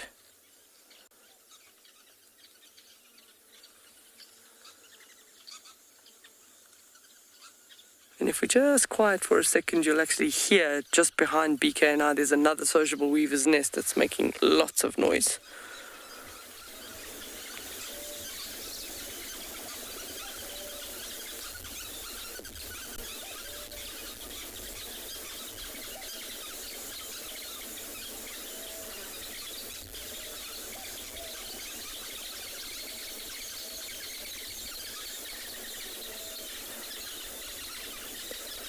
So it's also nice to watch the giraffe. You can actually see the ball of food go down. When he stops chewing, you'll see that the throat expands and then the ball goes down, the bolus of food, and then get down to the stomach and then come back up again.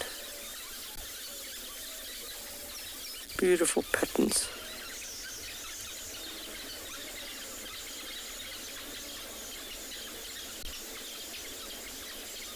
Oh, he's got a heart on his neck. On the way up there, BK, you just passed, I'd say, there. He's got a nice little heart shape.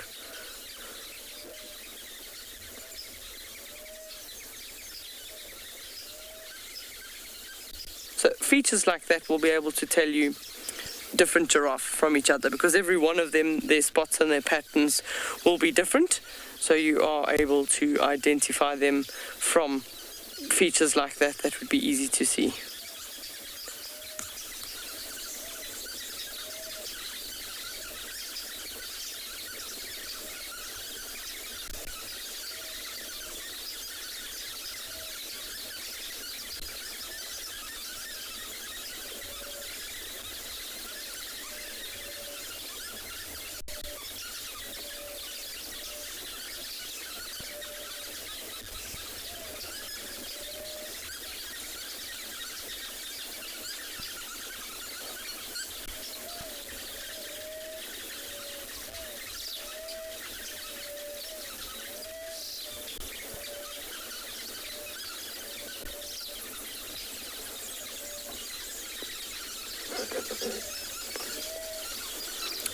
So it sounds like you have the opportunity to see those rhinos again, so we're going to send you across back to Pinda.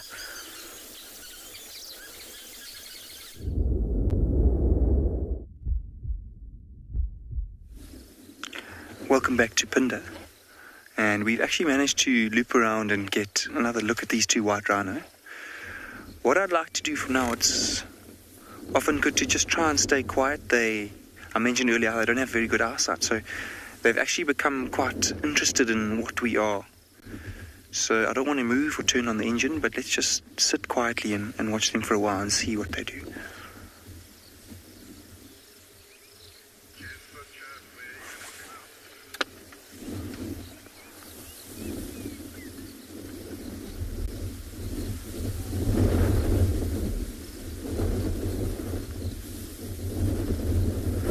There is a little bit of a thicket in between us now, but I'm just hoping that they will move soon.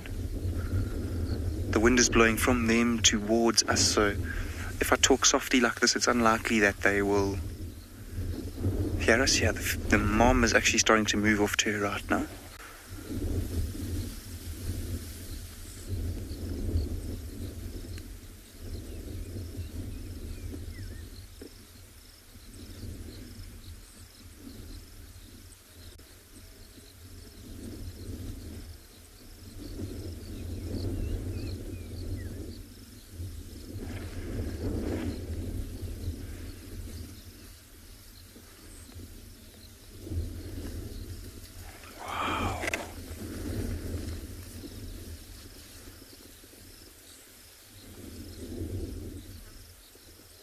She's actually very close to us now. She's probably within 10 meters of our vehicle.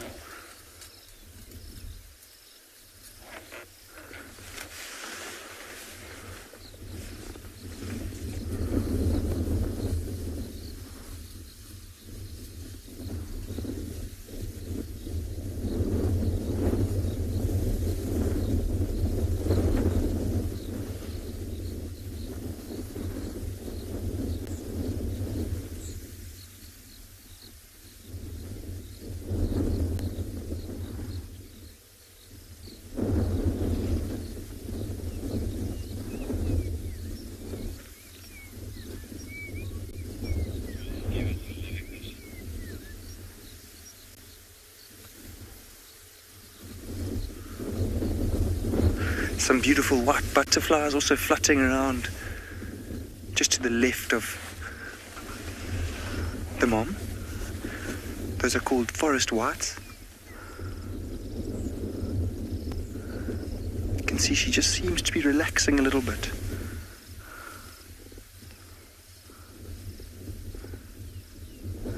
Notice how the calf is actually positioned behind the mother, so she's between us and it.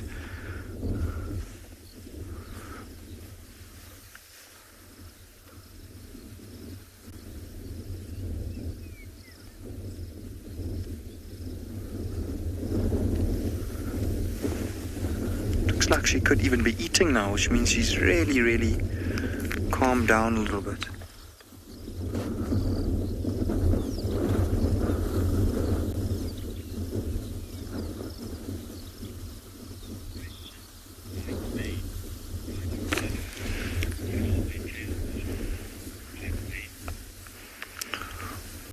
Whitemane has asked why rhinos sometimes curl their tails up, and often the reason with that is when they're a little bit distressed and when they're running away, you'll see them curl their tails up.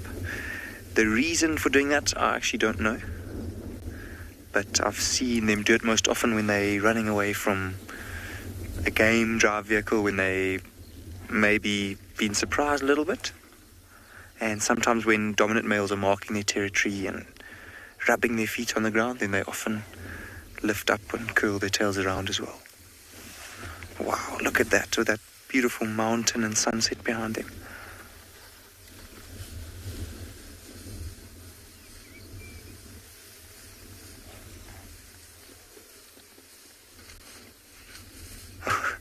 Looks like the mom got a bit of a fright from something there.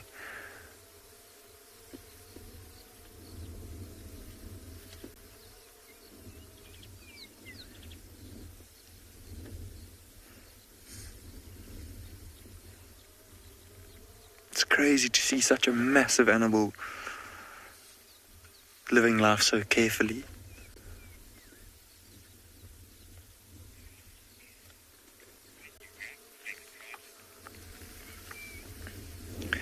We're going to carry on and spend as much time with these two rhino as we can, but we're going to send you over to Proudlands for now, and hopefully we can show you some rhino again a little bit later.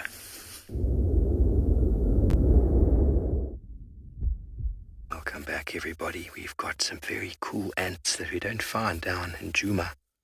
They're called the hissing ants. And we've just turned on the camera mic.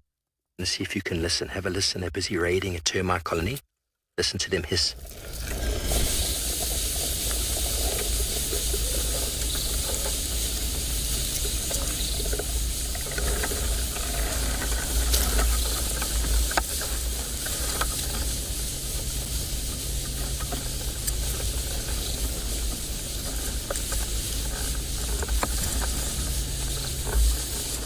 It's a raiding party of ants. They've got incredible stings. They are related to wasps after all. And they sting very painfully. I got stung on the foot just the other day and it itched for about 5 days. The reason why they hiss like that is, in my belief, because they move around in colonies, not in columns like to and from a hole. They move in a column like a charging sort of army. They go somewhere, they raid, and they go back again. So it's like the warriors. They return with their spoils, termites or other ants, and any of their comrades that have fallen victim to the prey, to their predatory nature. If we turn around, Gert, you might get that nice little line behind you. Get that ball going. They're carrying termites. And obviously, the soldier termites are also there to defend the termite colony. So not all of them. Some of them will sacrifice themselves. You'll see here, some of them are dead. Some of them will die due to the soldier termites that fight back. The workers quickly shut off the hole that they came in through. And then the war party's over. The ants head back again. And my belief, the reason they hiss like that, is because they sting incredibly painfully. They hiss because a big animal walking along here will be breathing on the ground before they step. And so that carbon dioxide that they emit is an immediate response for the ants to scatter and hiss so that any animal that is about to stand on them doesn't, because if it does, they will sting it. So animals will learn very quickly. I promise you, you'll learn very quickly to watch out for these fellows once they've stung you. And there we go.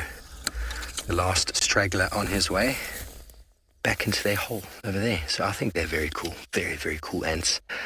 Don't get stung. And don't get in their way. They're moving. After the rains, we had many colonies moving, coming back, obviously raiding. After the rainfall, termites have had to excavate, re-excavate their termite burrows because of the rain.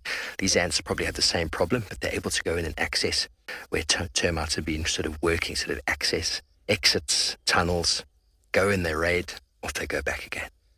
Nutrients back into the soil. So quite incredible, not the typical sort of ant formation that you see of a long line of ants moving from one direction to another.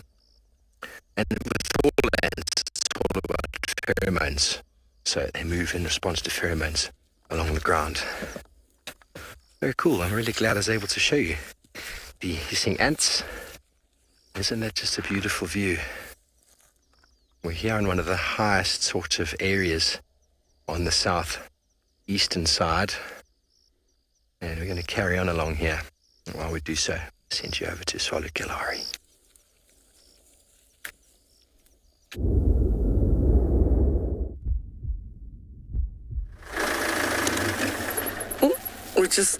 We had a very quick view of a ground squirrel. Oh no, he left. It was one of those ones where he dashed off quickly, waved his tail, and ran down the hole. So, no, we'll carry on. We're close to the waterhole now, so we'll head there and see what we can find. The squirrels, if they're alarmed and they think that something's after them, they sort of shake their tail over their head while they're running towards the burrow. So that's what happened there. He was about 5 seconds too fast for our live broadcast, but we're nearly at the dam.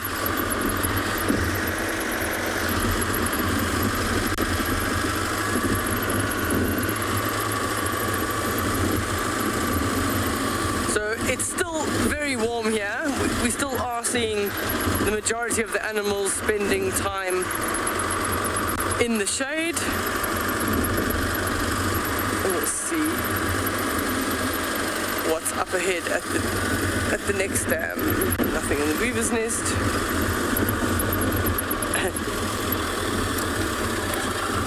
Two squirrels away. Oh, BK spotted 2 more squirrels. Let me go back. Behind us there. Oh, you got them? Okay. BK's all over it. I missed them completely. But I drove right past them. So there we go. Little ground squirrel. So there were 2 there. Oh, no. There we go. When you see them like that, they almost look like a little chipmunk. Oh, no. They're... It's partially windy now, so it's picked up a little bit of the wind, so they are a little bit nervous. So they've moved just a bit, but feeding on nice little green shoots. There's lots and lots of green shoots now since the rains, so they'll be digging up those little shoots and eating them, predominantly grass, but squirrels will eat a wide variety of things. They will eat lots of insects. I don't quite see exactly what he's got there, but lots of insects. They'll eat fruit, grass. I've even seen them catching moths, so it depends what's available. Oh, no. They are quite quick. Little bit, no, you're there, a little bit left. A little bit left. Oh, there we go. Yeah. Oh, yeah. Now he's gone. So we're struggling to keep up with them. They keep zipping off. We're going to send you across to Lauren and Juma while we make our way to the dam.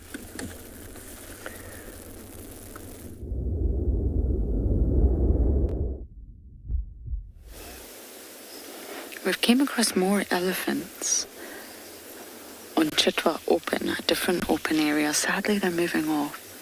I think we can get a better view up here, Dobby.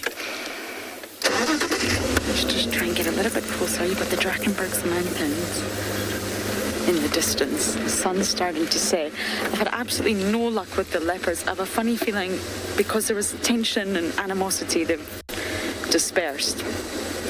All of them. And I think I need to get to the hyena day.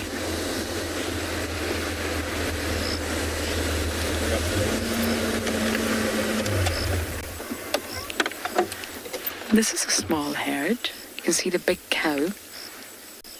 That's definitely her offspring. It's much older now. But you can see just by the way it's following mom. And then there's a sort of teenager feeding here, and that's it.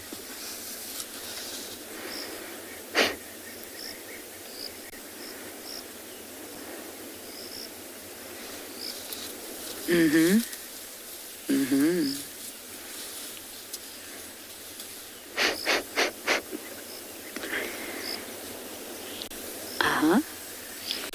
see it smelling.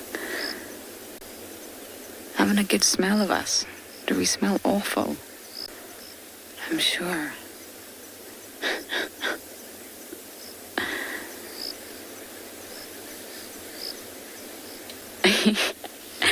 There's something really funny about when they walk with their head up like that.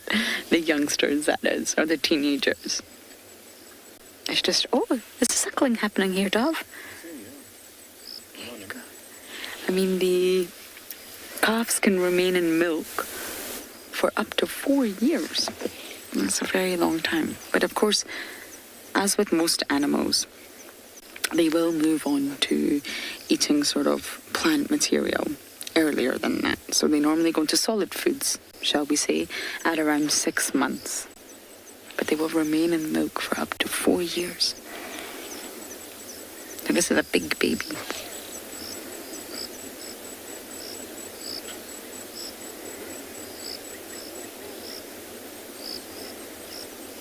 In the sort of longer the lactation period of an organism, that is directly related to the sort of nutritional quality of the milk. And there's some bizarre examples of the highest nutritional value of milk in the animal kingdom, and of course hyenas are definitely up there. Hyenas have richer milk than lions do. I think they've got the richest milk of all the carnivores. All the predators out here, sorry, the predators, not the carnivores.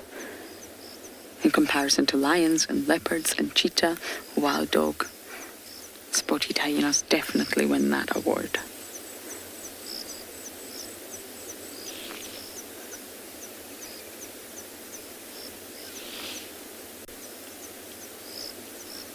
As you can see, this youngster's gone back to feeding now.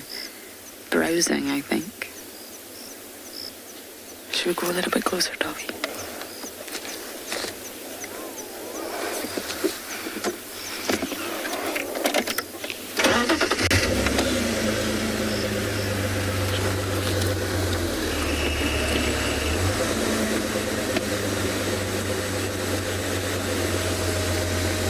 Carson, you're 8 years old, and you are asking, is the tail attached to the spine? Hold on just a moment. This teenager is just gonna pull over here. There we go. The tail is actually not made of bone.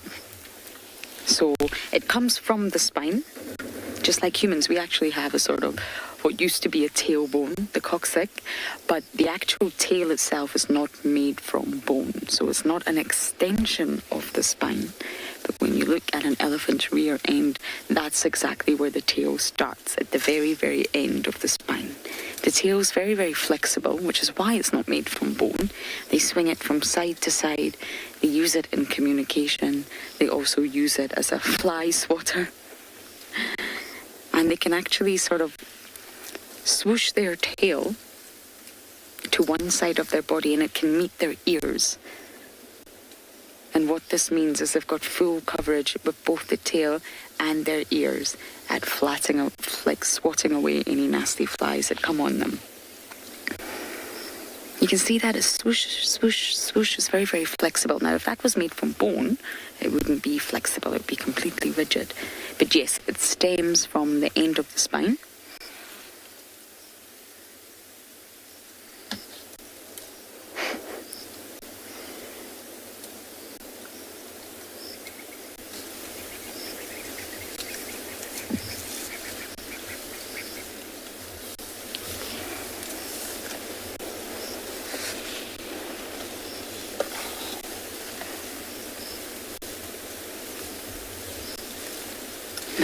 Now we're grazing.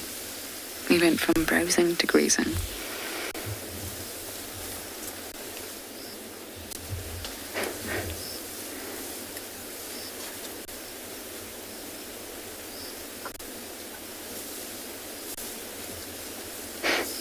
And now we're just throwing vegetation around.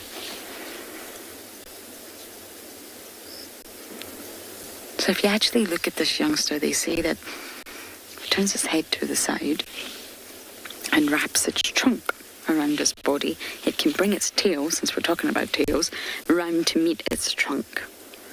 And they can actually meet in the middle of the body. It gives you a sort of indication of the length of each of these things.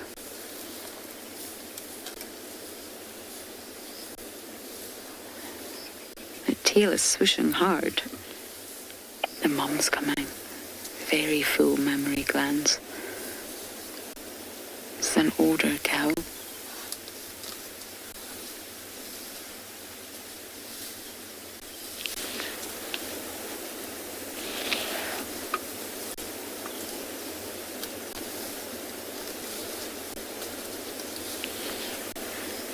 Something's moving in this cow's side, sorry. I know she's got a youngster here, but he could be a little bit older. I think she could be pregnant, Dobby. If you just look at her sort of bulbous area around the rib cage. Can you see it? Something's kicking. Oh my goodness.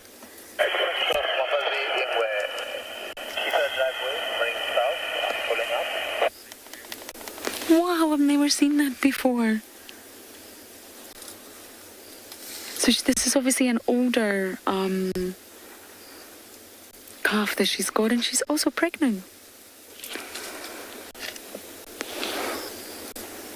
When I said something's moving in her side there, Dobby said, Lorna, I think it's a baby. Thanks, Dobby. Very grateful for the clarification there. Wow, I just saw a kick. And her mammary glands are very, very full, very swollen, and possibly for having a youngster that age, they would not necessarily be that full. She's an older cow for sure.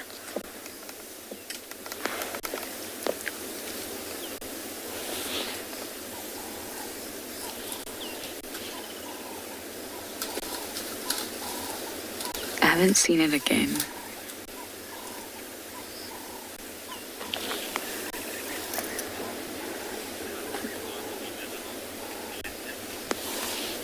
Clinton elephant youngsters actually have milk tusks, just like we have milk teeth, and they're present from when they're very, very young. At around about 2 years, they start to grow their adult tusks, but they actually grow well inside. It's almost like an iceberg before we start to see before they become external, should I say. So they start to become visible as the elephant gets older, anywhere above that 2-year mark. But it depends on the elephant. Some elephants are tuskless. Some elephants grow tusks very slowly and they're very short.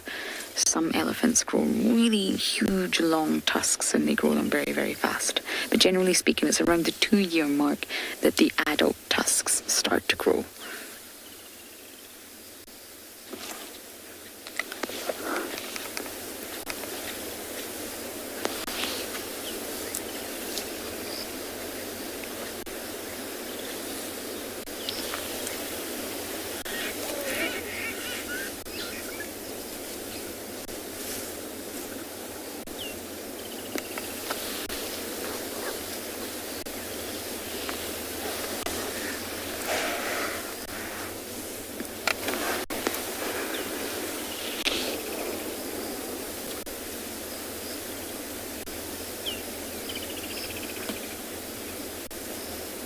I just heard an update. I think it was from Chitwa, so I'm hoping to get on this radio.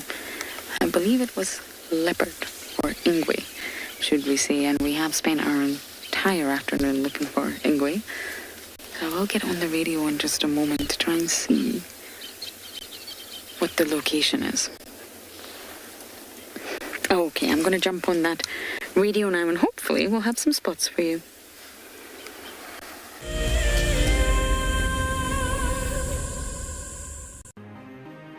It's the month of March, and Wild Earth is offering you the chance to win a brand new prize.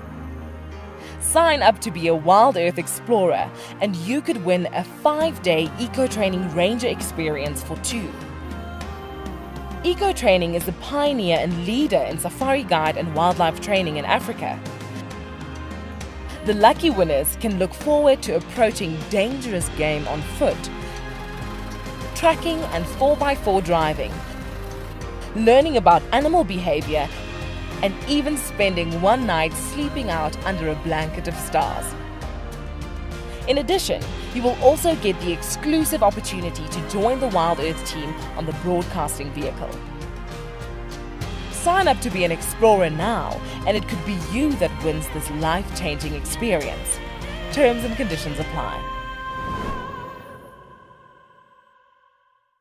I got into wildlife filmmaking because of a passion for nature and a notion that I could make a difference. Helping others fall in love with nature brings meaning to what I do. It's also a lot of fun.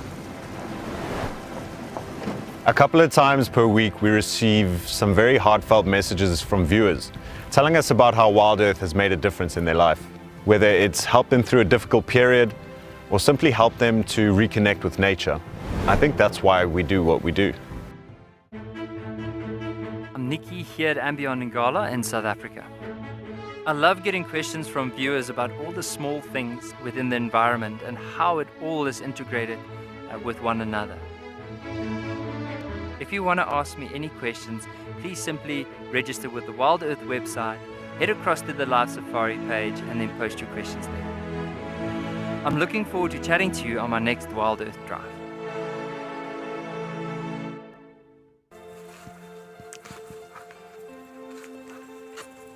Hello, Mama. Just checking us out, everybody. There's no aggression here. Very relaxed. A herd of elephants moving around your car like that is truly, truly magical. Tune into Wild Earth every single day. It's in your nature.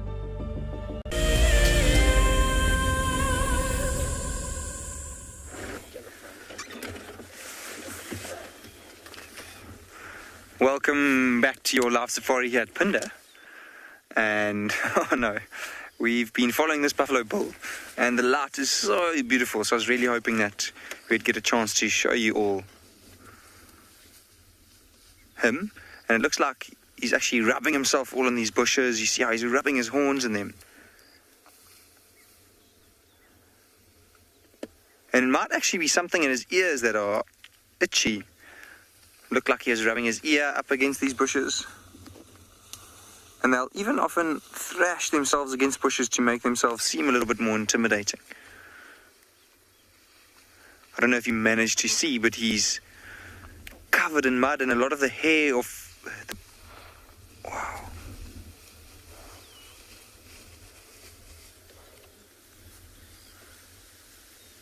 Oh, looks like he's a bit nervous of us. Let's just try and go forward and see if we can get another view of him. But often when it's windy like this, animals are a little bit more nervous, like we saw with those rhinos earlier.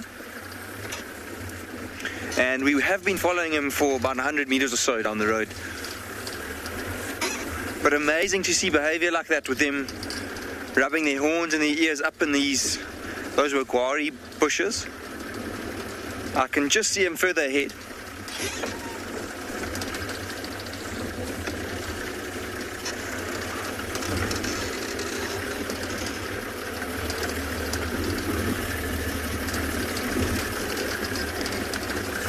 Looks like he might be somewhere between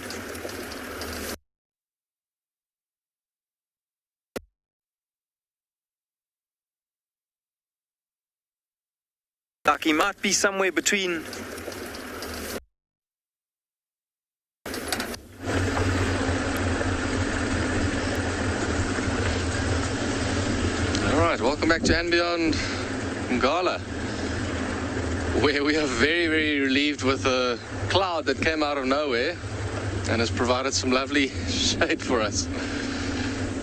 So we haven't been having any luck with some of the other lines we were looking for. We went further to the south, we crossed the river a few times, but now we've decided to head towards one of the watering holes in the east.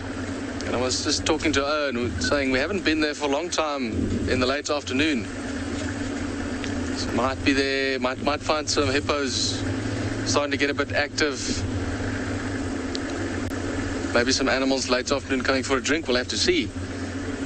Pretty sure there will be though some white-faced whistling ducks and some Egyptian geese, a couple of water birds. And that's literally just around the corner, so we'll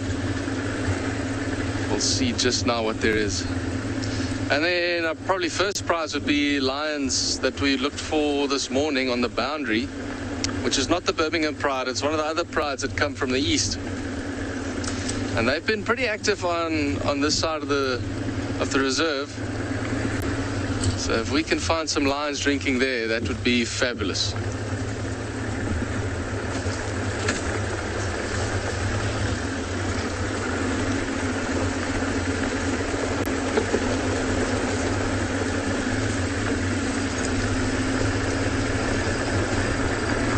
I can start to see the water through the bushes.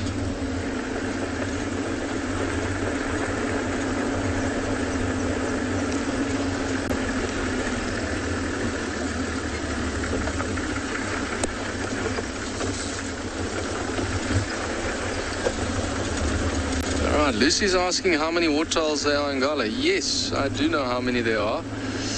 Mainly the big ones. So one like this one here, we've got about 3 major ones that normally have water throughout the year. And then there's probably about 3 to 5 smaller ones that dry up mainly once we go into winter. And then a variety of little different pans and depressions that are currently now full with all the rain we've had. But for the most part, there's actually just the 3 permanent waterholes. But here we are. And you can start to see how stunning that is.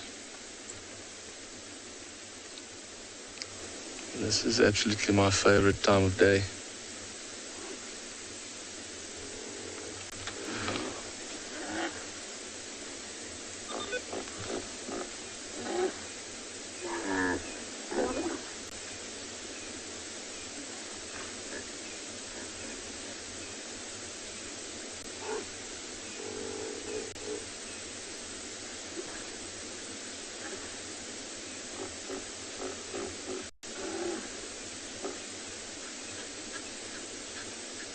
Hippo's lovely vocal this afternoon.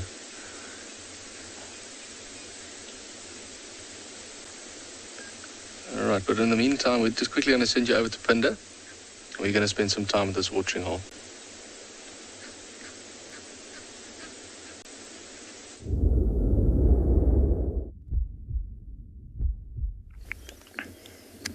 Welcome back. And we've actually left that buffalo. He was in the area where it was quite difficult to follow him, and as we were driving out, we just found this incredible sunset. So let's just sit and enjoy it for a couple of minutes.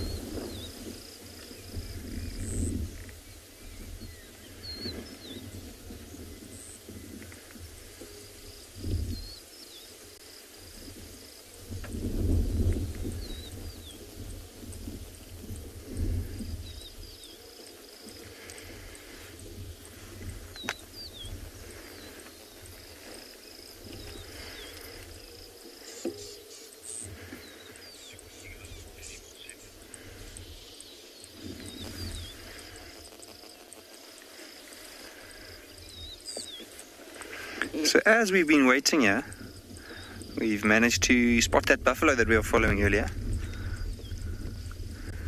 And you can see he's just slowly making his way somewhere. I think we will just carry on sitting here and viewing the landscapes and viewing him just move away. Maybe he's going to look for a nearby watering hole.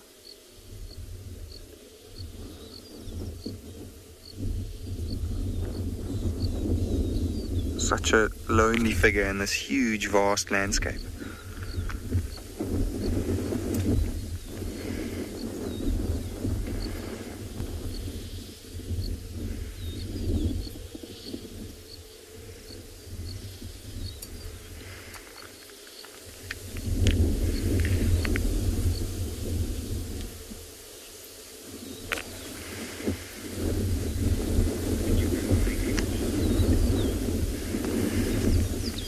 So we are going to send you over to Ngala while we sit and enjoy the beautiful sounds of Africa.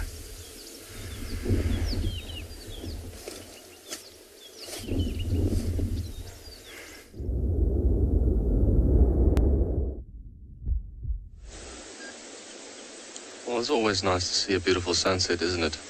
We're still here at the watering hole, and we're currently looking at a cattle egret sitting on some pushed over logs there in the water. He's mainly there probably looking for some frogs potentially.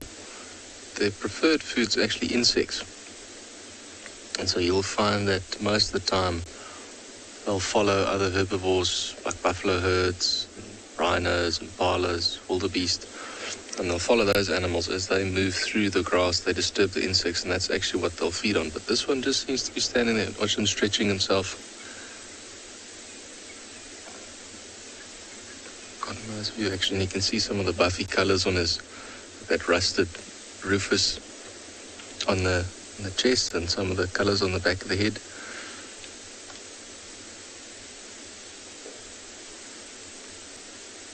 But really nice scene here at the watering hole. And the hippos have been calling nicely, starting to get active. Very much different to when you saw them in the morning. In the morning they were pretty much just, resting. Which you can imagine, because they were out feeding for the rest of the night, well, for the whole night, and only came back early in the morning. Where now they've had the whole day to rest in the water. And late afternoon is normally when you start to see hippos starting to get active like these ones here. They're moving around, they're starting to yawn. You can hear them calling. And essentially what these hippos are doing is they're preparing now to leave the water. Anytime, probably just before, after sunset, they're going to start leaving it. And that's when they go to look for food and for grass. You can see them flicking their ears as they come out the water. And quite interesting how they actually have got complete control of the ear. You'll see when just before they go underwater, they actually close the ear completely. And then they go underwater.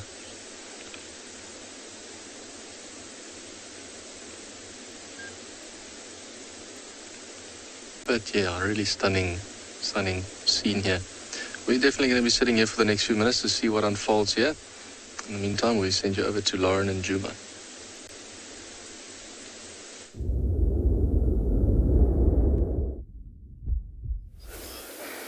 We have Miss Tandy. Now, I was about to say she is alone, meaning Mareebs is not here, but she's not technically alone because Ribbon is here. We are in the heart of Chitwa, much further south than the dam, southeast of the dam, and Ribbon is here. She can clearly smell Tandy, and she's obviously decided that possibly there could be a kill. So she's just walking around trying to sniff out the area, but it's lovely to see her. She's disappeared for now, but I'm sure she'll appear again. I knew Tandy was on Chitwa, it was just a case of where, and I'm sure Mareebs is here somewhere too. But I mean, look at the visuals of these animals. Look how overgrown everything is.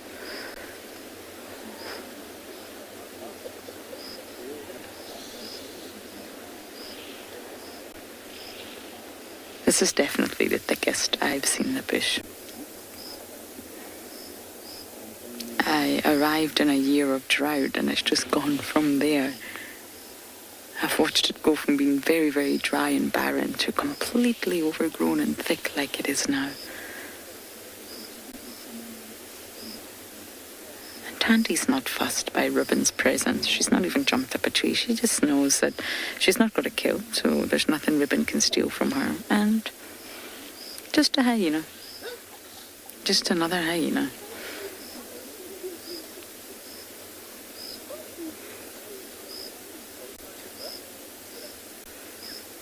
I would say from what I can observe recently that Tandy spends the bulk of her time on Chitwa now. Even more so than Torchwood. It's just really all Chitwa. And when she does cross into Torchwood, she's not going as further north as she used to. It's just another shift.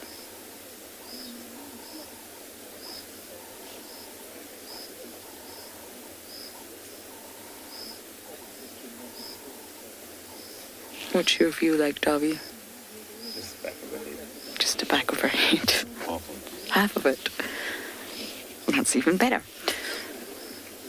she will get up at some point. And that's the thing, when you come out on days like today, it's far too hot at 3:30 in the afternoon Central African time for anything cat-like to be moving, really. So you just got to be patient, and you know once it starts to get cooler, once the sun starts to go down, animals will start moving without a doubt.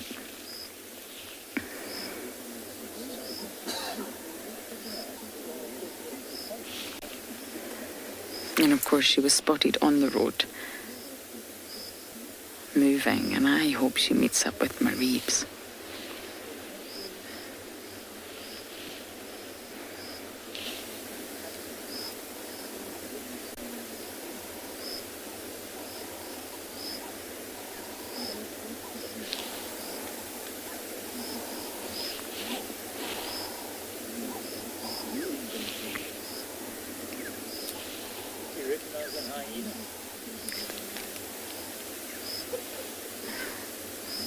I'm still planning on trying to get to the hyena den at some point.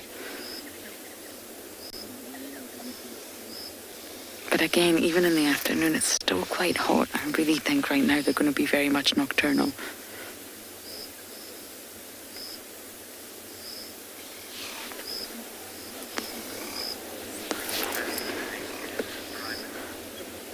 Okay, so we're going to try and get some better views of Tandy. Hopefully she'll move. And for now, we're going to send you across to Pridelands.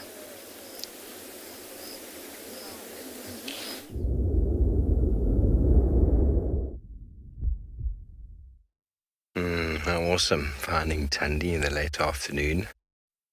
Well, everybody, welcome back to EcoTraining Pridelands, where the sun is setting behind an enormous storm. It seems to be raging further to the west and north of us.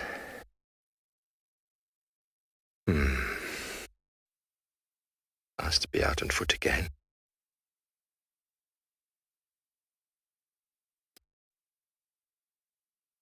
Heightens your senses. Nice to be aware. You're out and about, of course, but I tend to feel a little bit more comfortable in a vehicle. Foot with all the elements. Immersed fully in nature. Very grounding feeling. To find yourself thinking about too much. Allow you a moment or two to enjoy sunset.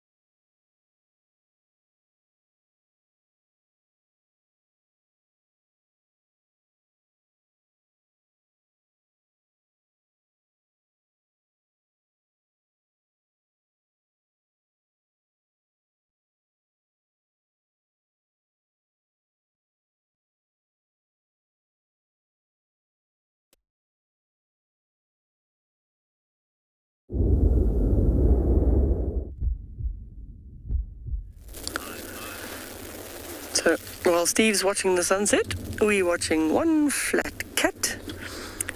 There is a group of 4 Sabarel cheetah here. We'll just let you take a moment and absorb those beautiful spots.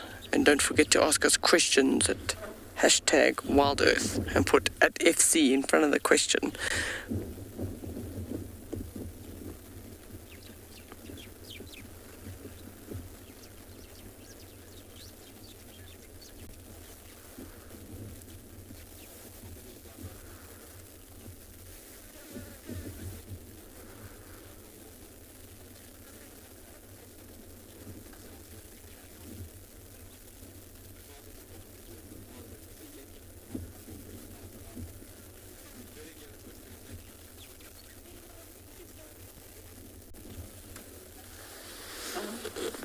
So that's the only one of the 4 that we can see at the moment. The others are hiding slightly in the thicket.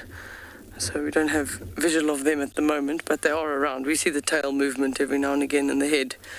They're behind that little bush over there.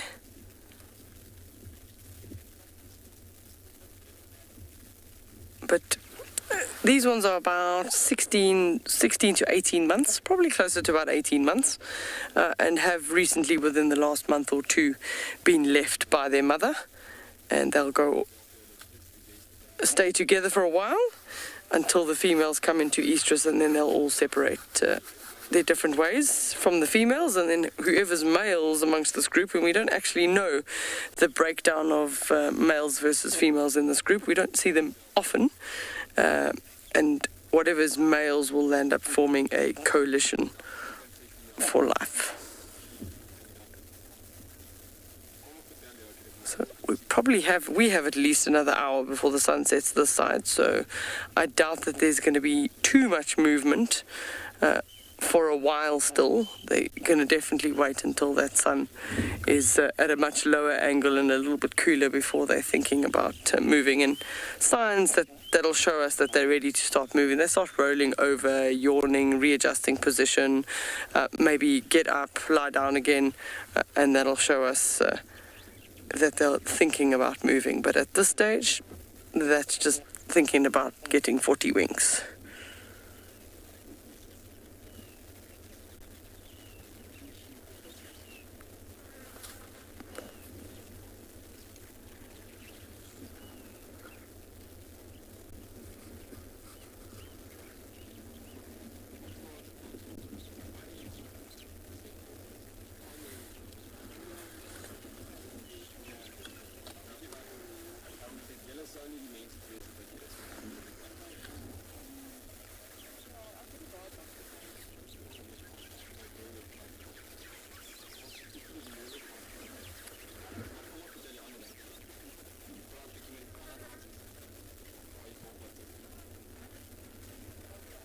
Just literally the odd flick of the ear there, just to show you that they're still moving, and that'll be the flies. It's not heavy breathing. If it was in the sun, it would be panting pretty heavily, but it's in a nice, cool, shady spot, so that breathing is just nice and even. You can just imagine what the cheetah's dreaming about.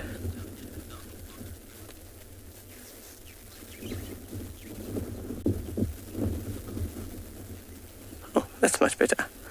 Now we can see your face. Just a slight sort of breeze of wind that picked up there, so maybe something on the wind that it could smell or it heard, and now it's worthwhile just looking around to be sure.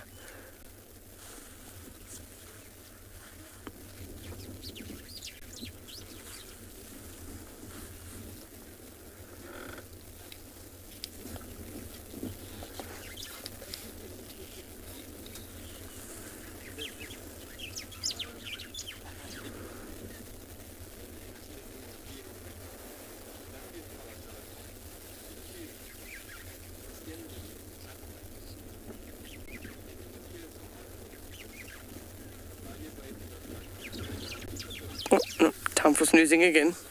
So cheetahs, unlike all the other predators, the sort of, they're the lowest in sort of hierarchy when it comes to comparing them to hyena or leopard or lion. They're definitely the lowest on the totem pole. So that's why they generally have to be more alert and more aware. So as sub-adults now, they know a little bit more about other predators. They know what they need to do. But when a female is raising them as cubs, she'll often move them in the middle of the day. They'll move them from one shady spot to another shady spot, just consistently throughout the day, so that they don't encounter too many other predators. So we're going to stick around to see if there's any movement here. Oh, there we go. There is some movement, but in the meantime, we're going to send you across to Pridelands.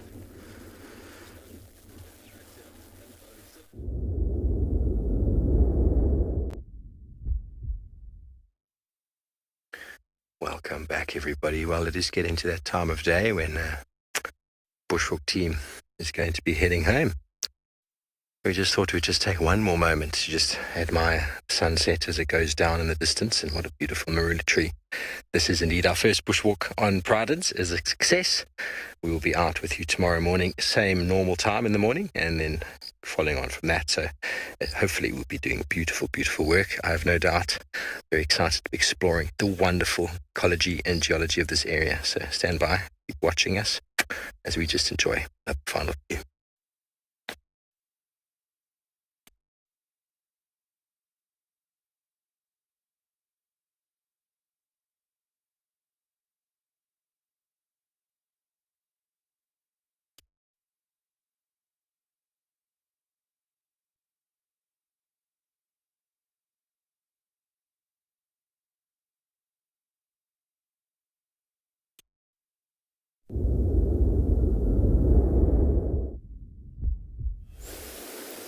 Good night, Steve.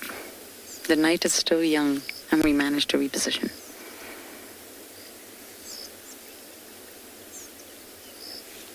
She looks very sleepy. And of course, it's been a hot day, so although she'll have slept most of the day, I would imagine, the heat can drain you, and we're also mammals. So they will feel the exact same way in the heat. And that's why during summer, they really, really do become nocturnal, and that's what I sort of mention about daily shifts, daily changes in animals' behavior and patterns.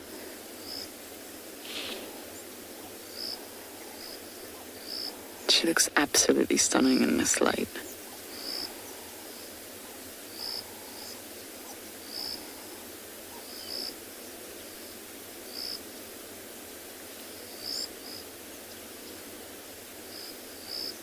Where's my Reeves, Tandy girl?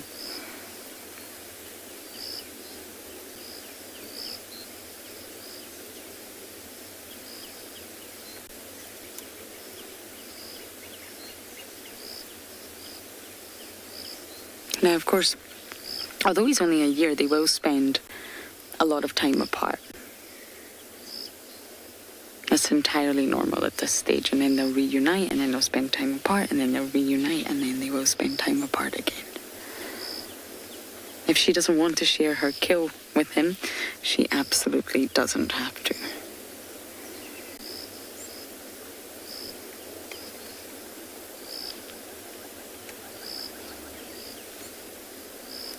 Finding animals in summer is really, really difficult, especially a summer like what we're having, but I have to say, the colour of the grass is just stunning.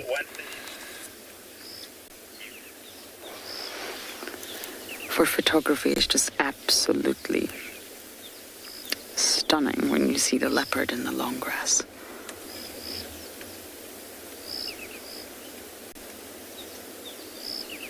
I think Kuchava and Tandy are remarkably similar.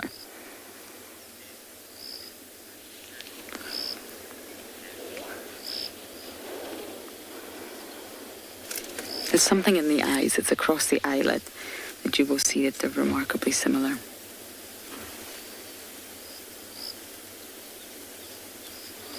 And Tandy's had a lot of offspring. Unfortunately, they've not all survived, which is really sad, I guess, in our perspective. But of course, the mortality rate for, hyenas, is it ribbon? I think it's ribs.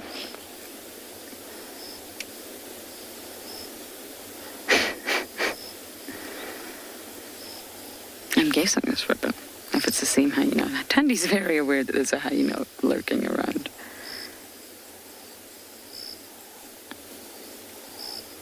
Yes, it's ribbon. I don't quite know what she's hoping to find here.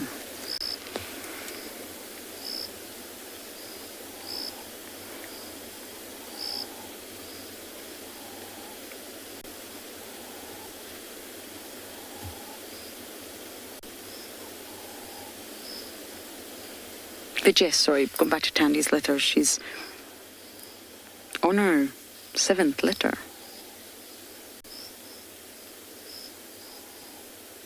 And raised 5 cubs to independence.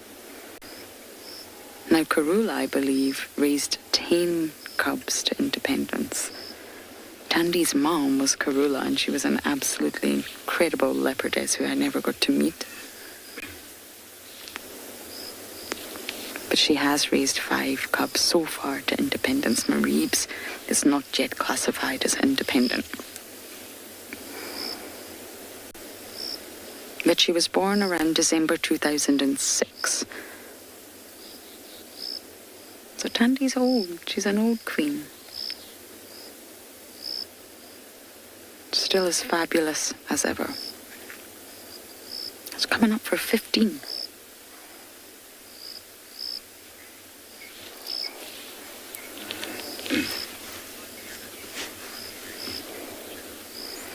Jerome, you can see it's all happening. It's all playing out right in front of you. Ribbon is here. Tandy is here. And there's absolutely no... I think people misunderstand the relationship between leopards and hyenas. And I think what we forget is that they're very, very familiar with one another. There is no way that Tandy does not know Ribbon and Ribbon does not know Tandy. And it's a hyena's natural behavior to follow the scent of anything that attracts them, and they follow leopards here. Maybe not all leopards throughout the world, all subspecies. Maybe not all African leopards do this, but at least here in the Sabi Sands, they follow leopards. And that's because it must result in kills most of the time. It results in success for the hyenas. So Ribbon's here because of Tandy. She can smell Tandy and she's following Tandy, hoping that there's a kill stashed somewhere. Now, I don't believe there is. I don't think Ribbon's going to get lucky. But Ribbon's not approaching Tandy and Tandy's just ignoring Ribbon. And that's really how it goes with leopards and hyenas.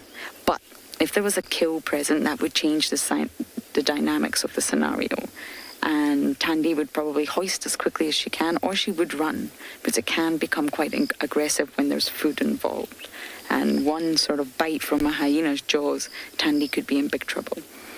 I've watched Tandy have a sort of stare down with June on top of a termite mound. These hyenas interact all the time with leopards.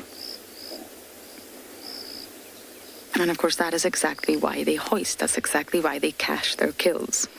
But sometimes they don't. Of course, sometimes they will feed on the ground, and that's mistake number 1, because the hyenas will come along and naturally try to steal the kill. And most likely a leopard would run. It's not worth the risk. Is Tandy falling asleep on us? I think she is.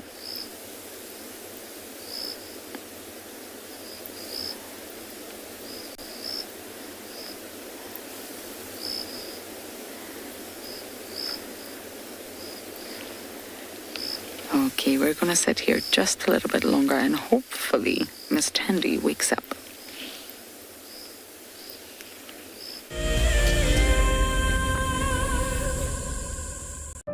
Wild Earth is launching a brand new bushwalk from Pride Lands.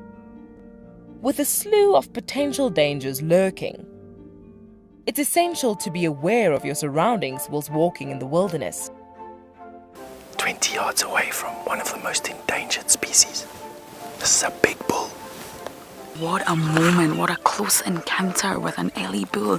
He's just over here now. He's moved completely away. Being on a bushwalk and seeing a leopard, I mean, it's ridiculous to be this close to a leopard on foot and for him not to run is absolutely insane. How crazy was that? Through the gap there is just the back of the head of a male lion. He is absolutely unaware that we are here right now. I tell you, seeing lions on foot, it definitely brings out the caveman in you, this little scared human being.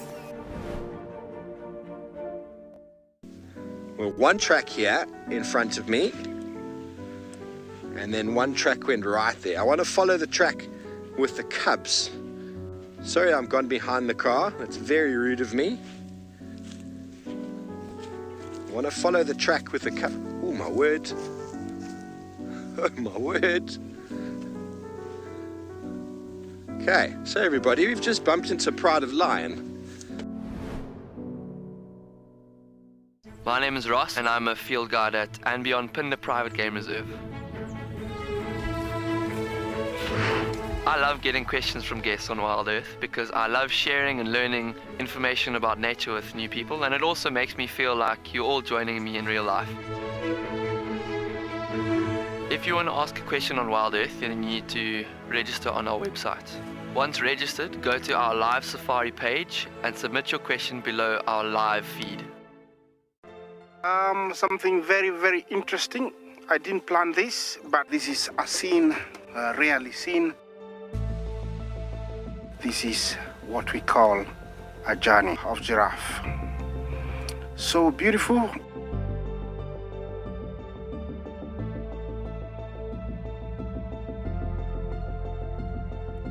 Tune into Wild Earth every single day.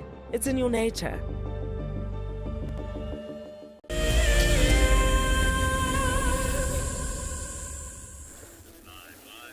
And we're back at Tswalu with our cheetah. We have movement. We have movement in the thicket. So we've now found the head of another one. And a second one got up earlier and flopped right next to the other one that we were watching earlier. So now we have a vigil of 3 of the 4. So this is exactly what we're hoping for. That stand up, yawn, stretch, groom, roll over. That's definitely more of a sign. And the temperature I would probably say has dropped at least 4-5 degrees literally in the last 10-15 minutes as the sun has just changed angle a little bit, and that'll make a difference to them as to whether they start getting moving or not. So you can see there the one sitting up and then the ears of the third one on the right. Oh, no, still sleeping a little bit.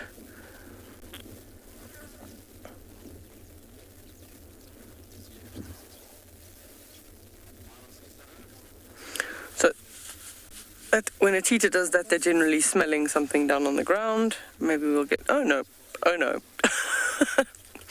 not yet. Oh, one roll over.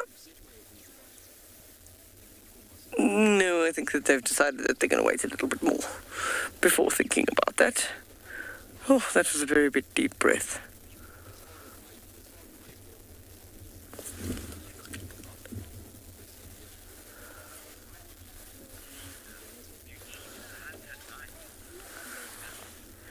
So Lisa is asking the question, do cheetah hunt at night? So I will say yes, because I've actually seen it for myself with my own 2 eyes. I couldn't believe it.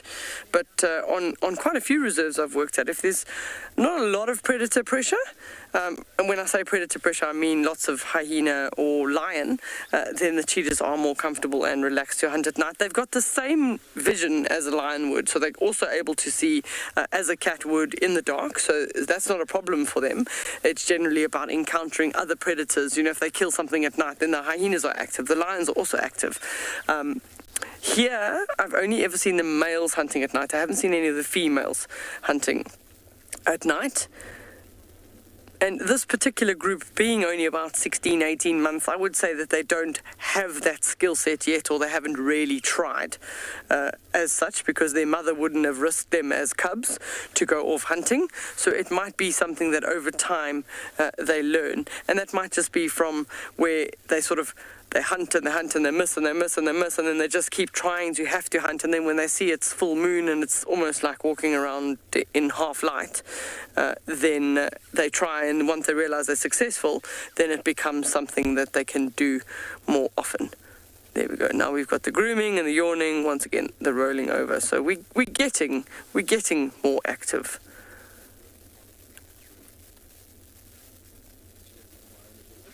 And cheetahs hunting at night, the advantage for them is that they can see and their prey might not be able to see, but it doesn't necessarily mean that then they change their tactics a little bit, because if you're hunting out in the open plains, they're relying on speed, so they're trying to get as close as they can, relying on camouflage, and then sort of a burst of speed to try and catch up with the animal, and then almost trip the animal, and then the animal tumbles, and then they get onto the neck, and that's how they grab their prey. Just beautiful. But at night time, if they're hunting at night time, then they're going to try and get much closer to the prey, because they can be afforded that in the dark, and then that sort of run or short burst is really, really short, and then try and catch things from there. I've seen cheetah catching red hartebeest in the dark. I've seen them catch wildebeest in the dark. I've seen them catch ostrich in the dark. So it's not necessarily about the prey. It's just about the if it's the right cheetah that have learnt in a particular area to hunt at night.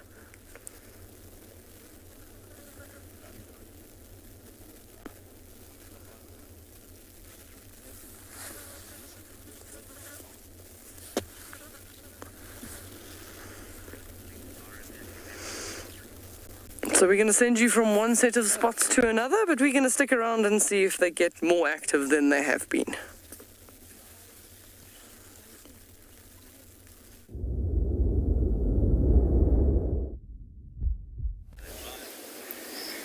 Now we are going to say goodbye to Tandy soon and make it to the hyena den. But I mentioned, obviously, her cubs that she's raised to independence, so I thought it would be really nice for some of you to go into those cubs. And just to name a few, there was Wabi Isa. I hope that's how you pronounce it. If it's not, I'm very sorry. And basically it means attitude in Shangaan. Wabi Isa. And unfortunately was killed by the Styx Pride. So no longer with us, but was raised to independence. And then there was Bahuti, or there is Bahuti, and he dispersed, so he's still very much alive. And then Kuchava, as many of you know, Kuchava is still very much alive and with us and thriving, one of the dominant females in the east. Tamba, I didn't get to meet Tamba, but he is an absolutely stunning male leopard who has dispersed. But you can still follow him on Facebook. You know, you can follow all the leopards on Facebook. And then Tlalamba, of course, our very own princess. Now, as I mentioned, Mareebs is not independent yet. He's thriving, and he will absolutely make it to independence, but he's not quite classified as independent just yet. So that's the 5 cubs. So she's suffered a lot of loss, Tandy. But she's also produced some fantastic, incredible offspring. She's a fierce leopardess, which is exactly what a leopardess should be.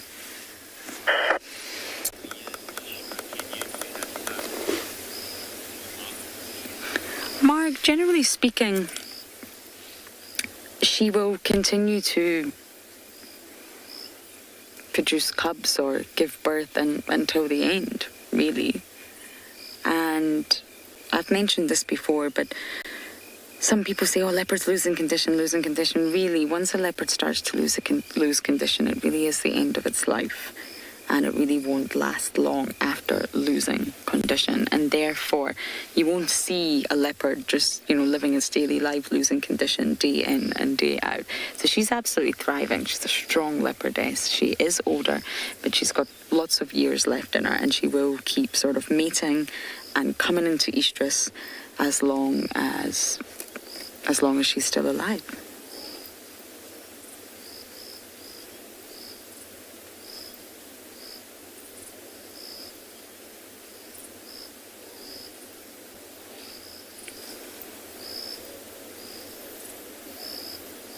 I mean, I remember just last year we all thought, oh, Tandy won't have another litter, she won't have another litter, and she's surprised us twice.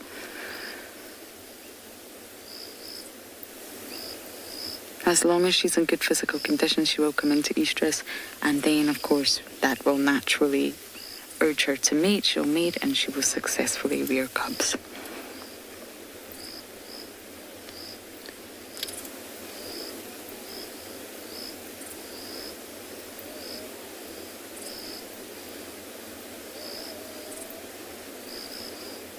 Good night, Tandy. I think we are going to now bumble to Juma and hopefully find that hyena den active. But for now, we're going to send you guys down to Tswalu.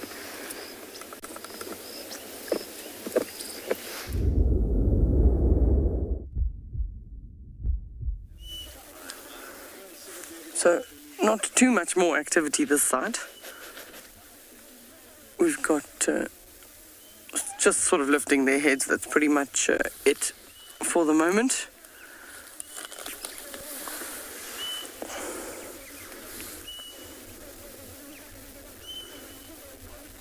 So they're still fractionally smaller than a fully grown adult cheetah. And then also what we often find is we look at the back of that neck area, then you find from when they're cubs, when they've got all that hair to help them camouflage, they often still got a little bit more across the top of their shoulders, between their ears and their shoulders, across the back of the neck there. They often have slightly longer hair, and that's also how you tell when it's sort of a younger cheetah or a sub-adult.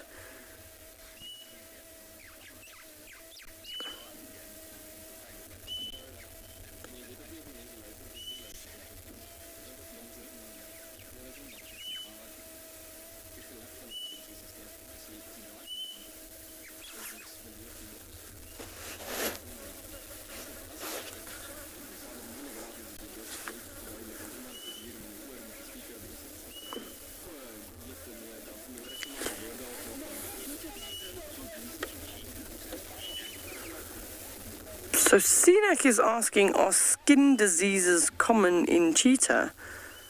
I actually don't know. I can't think of ever seeing a skin disease. I've seen cheetah with mange before, which is a sarcoptic mange. It's like a mite that burrows into the hair follicle. But I've never seen them with any other types of skin diseases. If they manage to keep themselves clean on a regular basis and eat well, then they shouldn't have any diseases or skin diseases.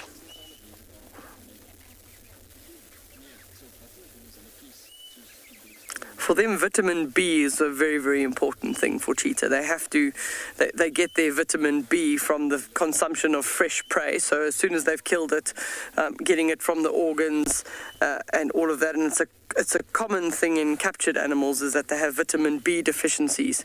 Is because they're getting provided with food, but it's not fresh food. And then they land up with a vitamin B deficiency, and that then affects sort of their bones and the strength in their bones. So that I do know about cheetahs, that they can have vitamin B deficiencies, but generally in an environment where they're being moved or in captivity, not necessarily out in the wild. As soon as they've killed something, it probably takes them a couple of minutes to catch their breath, anywhere up to about 20 minutes. Whoever's been strangling the animal by the throat takes about 20 minutes to catch its breath, and then they would start eating pretty quickly. And for them, being young and sort of not really very well experienced hunters, they'll be looking for small things like springbuck and small wildebeest. So once again, we'll stay with them to see if we get some movement. We're going to send you across to Ngala.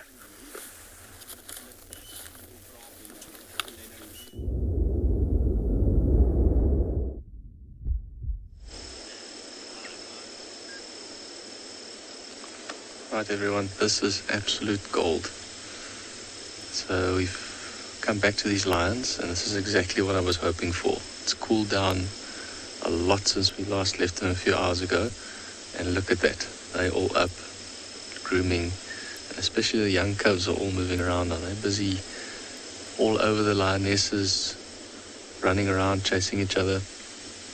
And you can see that lovely male's also lift up its head. What an absolute special sighting.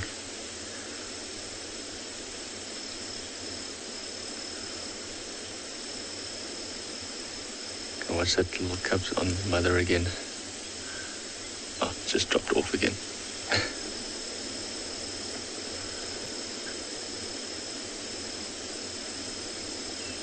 A bit of nibbling and growling happening there.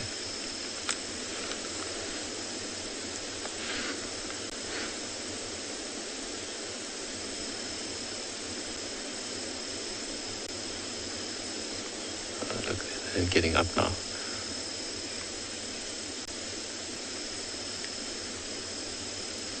I wonder if they're not maybe thinking of coming for a drink here at the water's edge.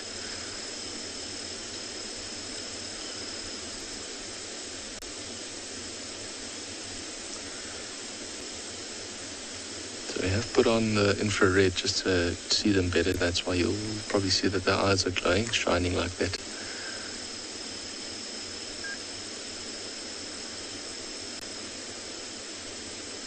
You can see those little ones are not giving the mother a moment break. yeah, this was definitely the right call.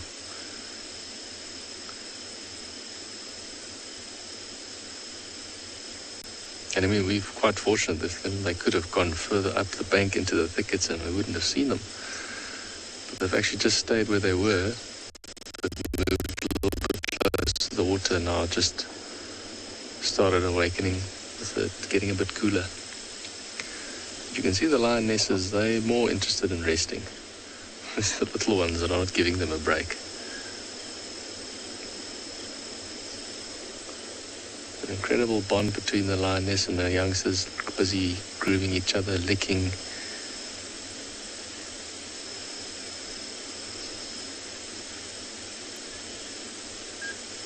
Those are indeed gorgeous little cubs. There's another one walking at the back there.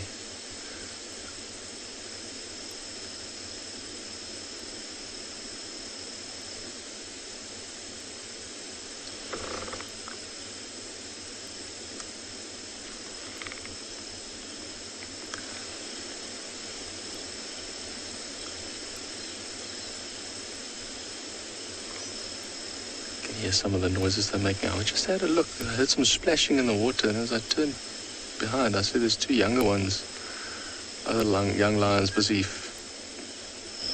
splashing in the water, and I just went to lay down in the sand. Oh, and you think I should maybe just reposition, just to show them those ones. I'm just going to quickly reposition to show you those other ones.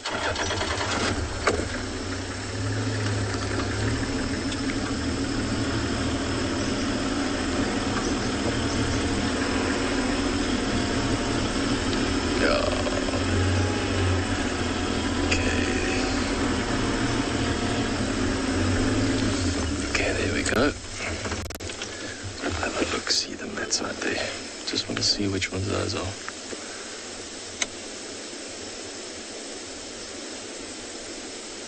They were quite playful as well. Yeah, those are some of the younger lionesses.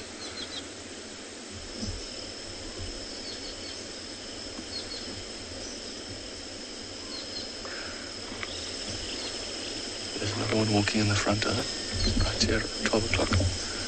Another one coming to the front here. Let's look at that.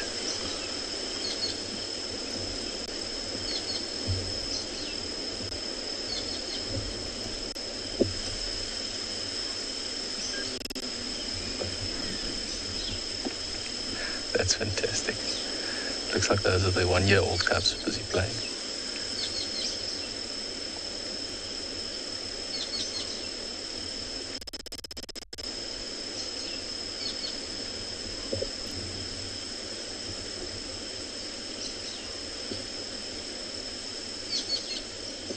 Quite amazing to see how their behavior changes from resting in the heat of the day to so active.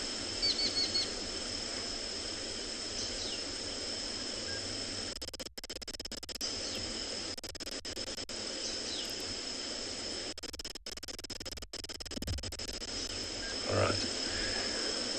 Well, it's definitely been a right call to come here. It's been a lovely sight, and I've really wanted to show them to you. However, just to be sensitive with we only allow time.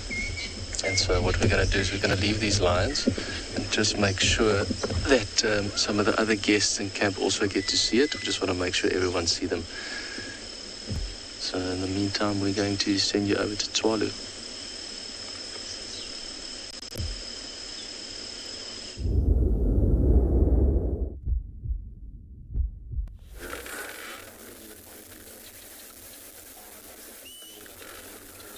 So we have a little bit more movement. Now we're grooming a little bit more, rolling over. Oh. Took the words right out of my mouth. And then they went flat. So, yeah, the temperature's definitely dropping slowly, but we've got this gorgeous sort of golden light just filtering across the open plain. So if we sort of scan, there really is a very, very good opportunity for them to go hunting. If you just look as BK sort of pans to the left, Such a nice open area, perfect to look for their ideal size prey of springbuck or young gemsbok, even young wildebeest, maybe even young eland. But I don't think cheetah take on eland often because they're so large. They'll be difficult to deal with. And then going all the way around, it really is just a beautiful, beautiful open clearing. BK is doing a bit of a twister on the vehicle there because at least we can do a full almost 270. Just nice, some very nice cloud build up there in the north as we go around into the western side. And slightly more grass, and that's our sunset that we're waiting for. So still a little bit of time for us to go, probably about another half an hour in fact, maybe a little bit less. But the barking geckos have already started, which definitely suggests that the temperature has dropped quite a bit. I mean, these cheetah haven't actually moved. All they've done today is move from the one side of the bush, which was in the shade earlier this morning, to the other side of the bush. But yeah, I don't see anything, BK. I don't even see any animals that are potential for them in any one of these clearings. This morning there was some gemsbok and some springbok, but maybe with the presence of the cheetah and maybe with a slight wind, they would have smelt them and decided to move on a bit.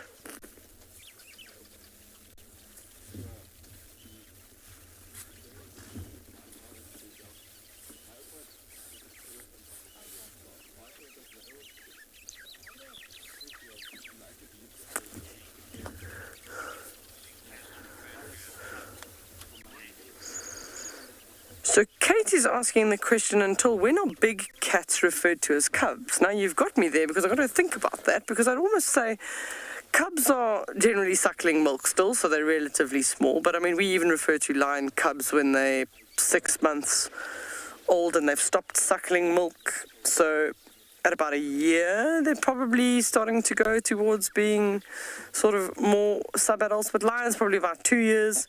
For cheetahs also about 2 years. So I think you could probably put it round about there. Sort of, we call them sub-adults between sort of 16 months, 18 months. And then from about 2 years and onwards, we're looking at adults. So that's a very good question. But yeah. Like in my mind, I just think cubs are cute and fluffy, and then once they get sort of to about 8 months, then they're not so cute and fluffy anymore. If they're lions, they just get very big very quickly. And with cheetah cubs, they also grow quite quickly. I mean, within the time that they're about 14 months, they're almost the same size as the adult. Not necessarily in body size and weight and strength, but sort of in height. Their heads are still a little bit smaller. They've still got a little bit more development to go.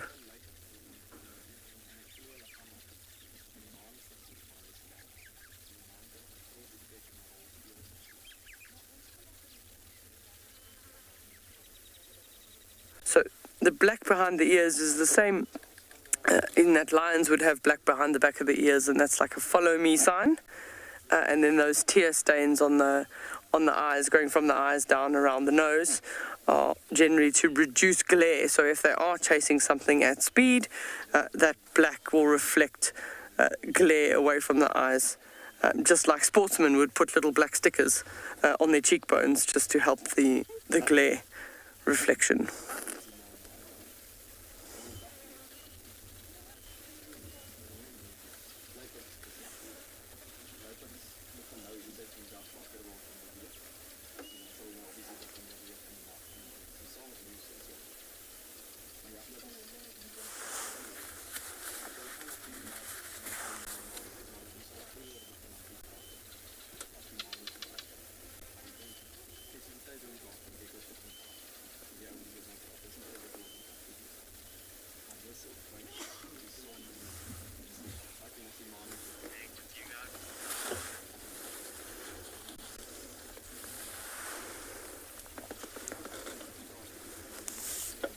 I do always like how that tail has a little bit of a life of its own. Obviously, it's got to swat the flies, but generally like that.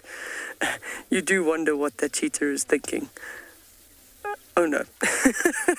Sleep again.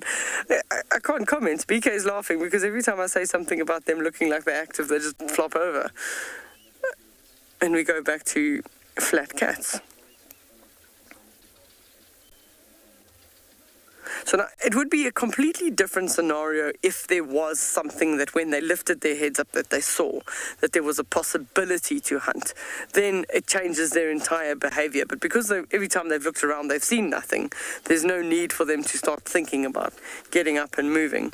When they did stand up earlier this morning, they looked like they had eaten recently, but I wouldn't have said sort of yesterday or this morning. But they do look like they're in good condition. They didn't look like they had to go hunting tonight. We just always hope that we're with them if they do decide to do that.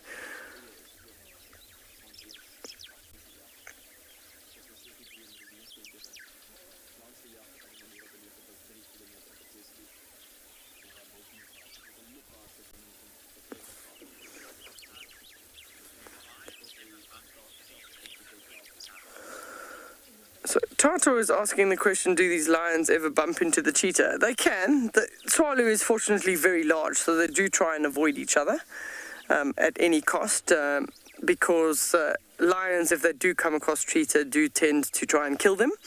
So cheetah have learned to, as soon as they see or potentially smell a lion on the wind, they make haste and get out of those areas. And it is not uncommon to have areas that lion do kill cheetah, and especially females with cubs, because she's going to want to put herself in harm's way to try and allow the cubs to get away, and sometimes the mother and the cubs end up getting killed by the lions. And for them, they don't, other than their speed, they don't have anything else. They're not fortunate like a leopard that they're able to climb a tree to get away from a lion or a hyena or anything chasing them.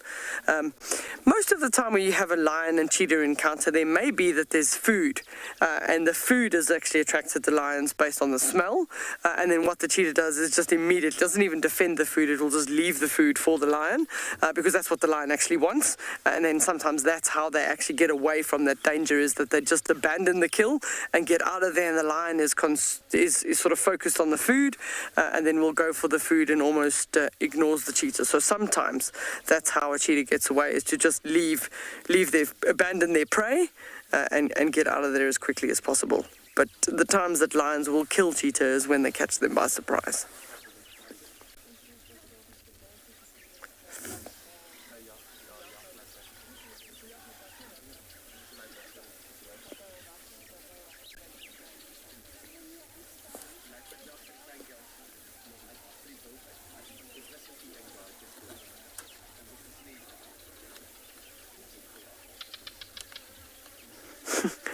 The barking geckos are just getting louder and louder as more of them start calling.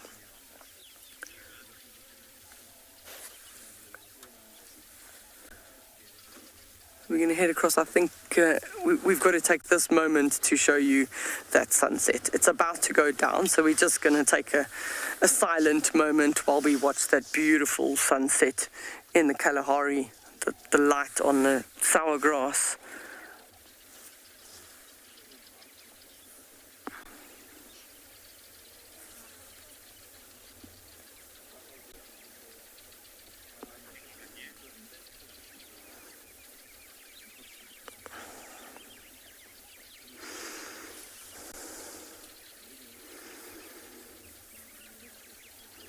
So just as one hot day is finishing, I've just told BK that the weather forecast for tomorrow is exactly the same as today.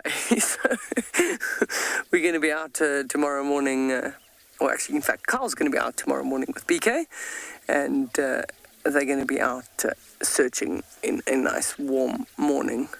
Not too much cloud cover forecast for tomorrow. You can hear the Cape turtle doves singing. They're singing their last song before going to bed. And the barking geckos are just starting.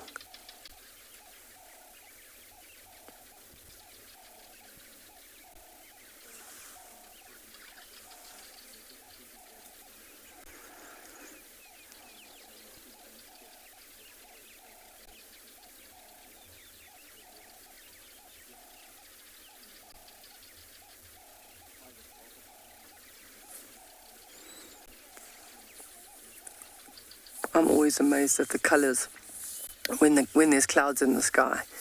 We'll see that cloud below sort of go nice yellow, sometimes towards a pink. Always, every night is different.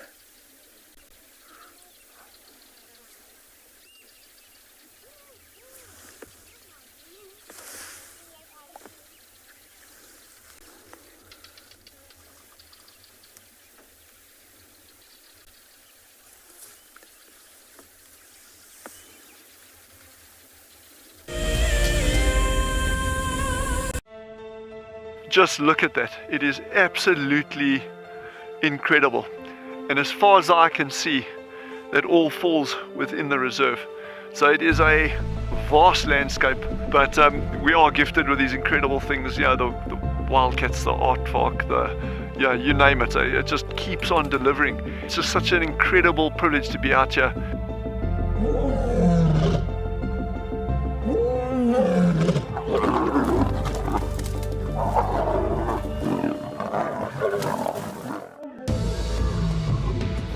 And when you think it could not get better, Mother Nature says, hold on tight. Oh my word, that is gorgeous. We are cooking on gas this afternoon. Have a look at what we've got. Look at how this is the best day of my gutting career so far. We have a baby pangolin, a baby pangolin. We're just gonna go very quietly, very quietly. There's your aardvark. And for those of you who've never seen one, this is one of the big safari specials on any reserve. I'm just holding my cap because otherwise it's going to blow away, and with this storm coming towards us. Absolutely beautiful to be able to see water flowing in this volume in the Kalahari.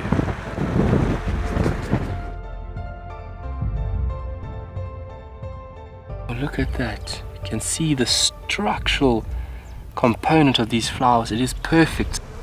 Such a treat to be in and amongst these incredible insects. How lucky are we? You can see how close they are to the vehicle. Very curious. Oh, you can do it! There we go. We made it over. Whew. But look at that view. That's absolutely stunning. You can see how they're going into stalking mode. Okay, there we go.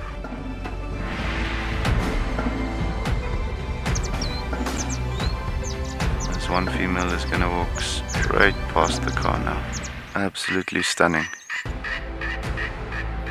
Look at that. I mean, do we just not have the best jobs in the world?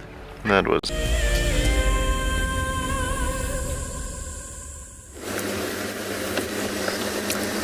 The hyena den, I'm afraid, was not active. Well, that's not entirely true. Ngwazi was out. Only Ngwazi. I came to say hello, and then of course we swiftly had to pull out. Ah, dear. It's probably because it's been a hot, well, stiflingly hot day, and the sun has only just really gone down and we're plunged into darkness. So I imagine within the next hour or so, all the cubs at least will start to wake up. But I shall keep trying, I'm afraid. And I think now we did leave Tandy. I really didn't want to sort of bash through the thicket in the dark. That's not a wise idea these days. And I think we're just going to bumble around quarantine and see what else we can find around here. So please do send in your questions as we search for some nocturnal animals. I haven't seen a chameleon in a very, very long time. That would be a really good find. Chameleons are pretty easy to spot in the dark, and every single time I drive to our local town, which is Hoedspruit, with Stefan, our operations manager, which happens regularly, he finds a chameleon on the road. We must have rescued a handful of chameleons by now. And of course, we just pick them up and ensure that they're off the road and back on the trees. And they're always juveniles as well. I don't know why they're on the roads, but they are.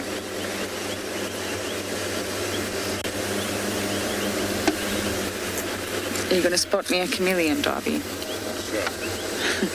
Sure. At least we have a spotlight. That is one good thing.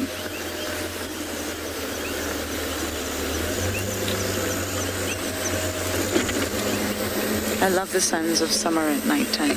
I love the frogs that will naturally disappear soon.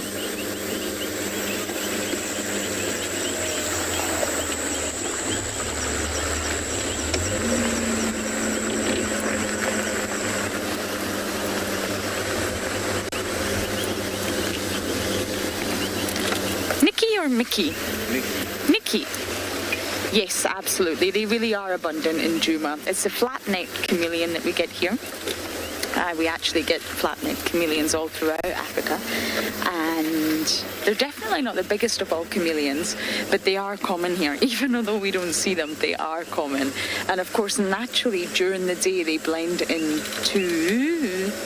Nope. I thought I almost had one for you there. Wouldn't that be cool? They blend completely into the vegetation. So when they change... Okay, I will come back to that chameleon, and for now we're going to send you across to Tswalu.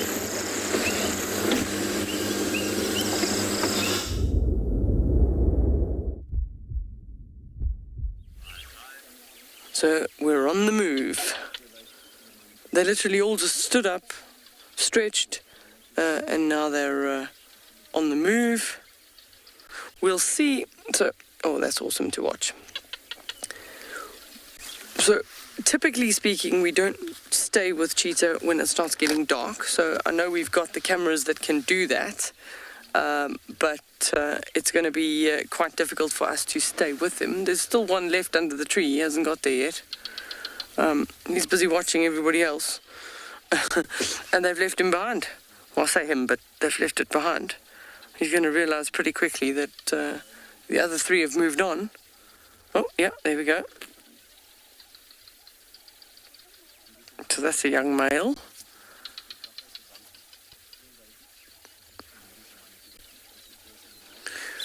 So one of the reasons why we don't follow them at night is because then you've got to put them under spotlight, and you do potentially make them vulnerable to other predators.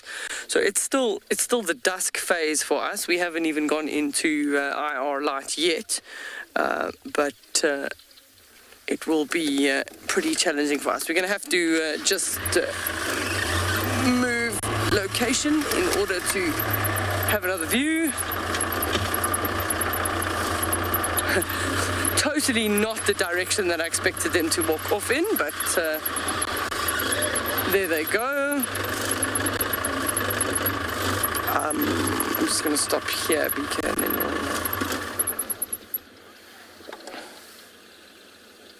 there we go. So their stomachs definitely looked a little bit better today, but now that they've had the entire day to digest food, it looks like it's become a lot less. So we'll watch the behavior, we'll see what's happening, and we'll see what they decide to do. But I don't see any animals on the horizon. So generally, if we do feel that their behavior changes as if they're hunting, we back off quite a bit and we give them space to potentially chase an animal, for the animal to potentially see them. So both sides get equal advantage. But they're just walking and scent marking at this stage, clawing the trees. So that sort of stretching, that clawing the trees is just sort of stretching the claws. And then they'll also have scent glands in their feet that they're going to be leaving smell behind. There we go, that one in the front is just sat down and looking. So they've got far superior eyesight to both BK and I, so they might see something, but at this distance, I don't.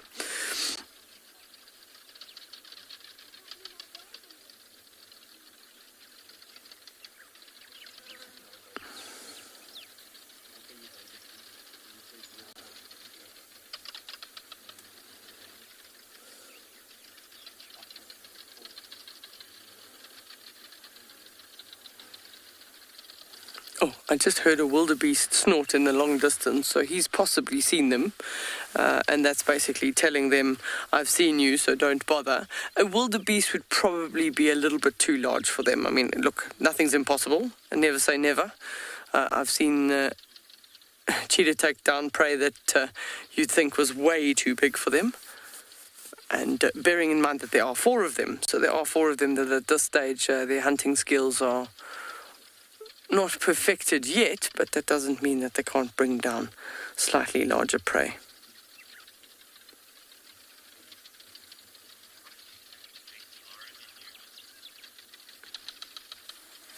So we're going to head out because it is getting too dark to stay with them. That would be an unethical decision from our behalf. We're going to send you across to Lauren. We hope the cheetahs are successful.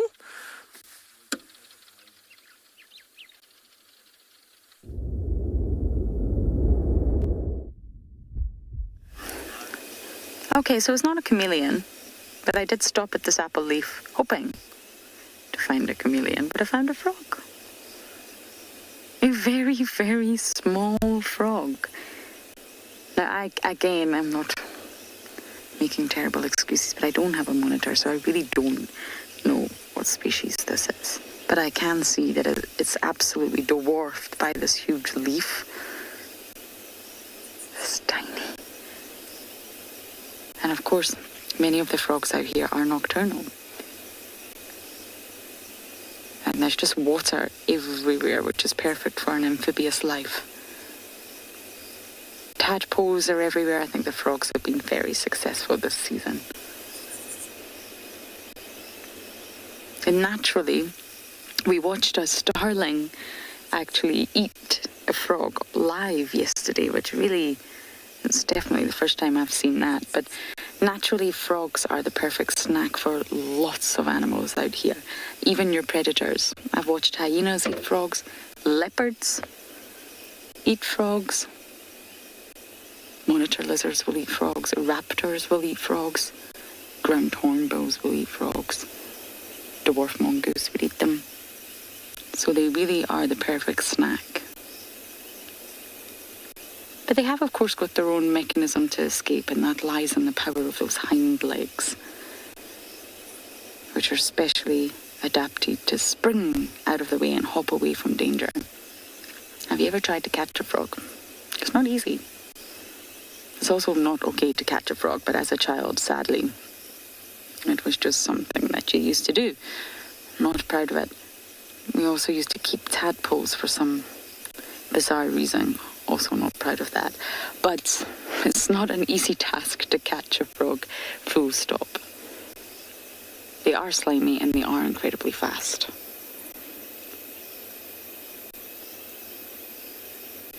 But frogs are quite a good indicator of ecosystem health, believe it or not. If you're able to monitor the sort of species range of frogs that you're finding there, and the numbers that you're finding, is actually a very good indicator. They're indicator species all round, and that's because if a specific area is contaminated with lots of pollutants, be it in the water, maybe river systems, or even on the land, airborne pollutants, you will find very few frogs because their skin is so permeable that it will absorb anything from the water and from the air in terms of gas exchange, and it will kill off all the frogs, or the frogs will move. They'll move from an area with lots of pollutants. So you can actually gauge the population of various different species of frogs and try to understand how healthy an environment is. Maybe not an ecosystem, maybe environment's the better word to use there.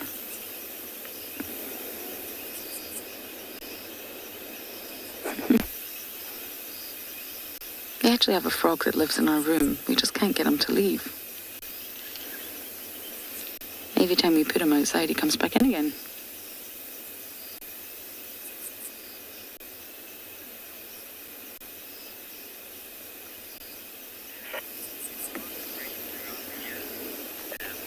Stan, no, it's only in summer. So you'll only really find and see frogs in summer. That's the time that they thrive, and it's time for them to breed. Frog mating is really quite something. We've got different techniques, different positions, if you like, depending on the species. And of course, you've got the foam nest tree frog, has its own specialised technique of creating the foam, and you've got different sort of other techniques that different species will use, and it's very competitive. And that's what the vocalizations are all about at night time when you hear the frogs. It's the males. They're trying to say, hey ladies, I'm over here. And then the other one will say, but what about me? What about me? What about me? And it's a continuation of vocalizations all throughout the night.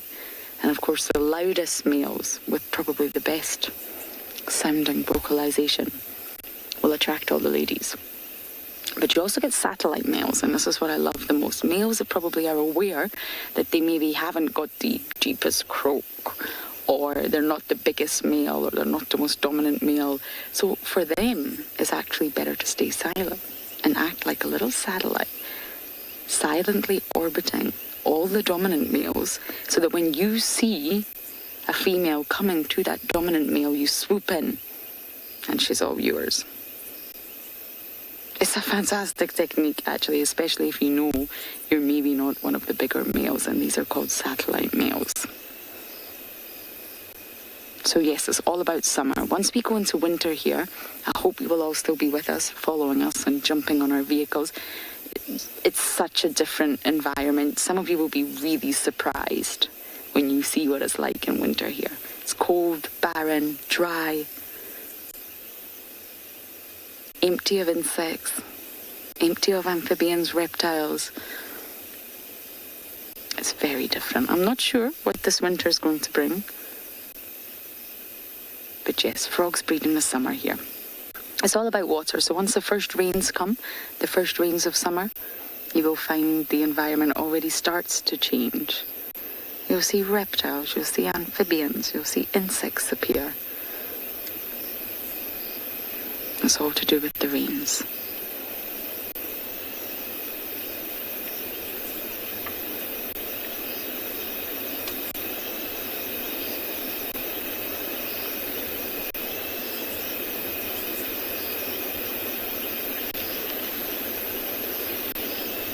I'm going to let this little froggy be now. Are you ready, Duff? Yeah. We've got a chameleon to find. So hopefully I'm going to get very lucky and find the reptile that I'm looking for. But now we're going to send you across to Fred on a bumble.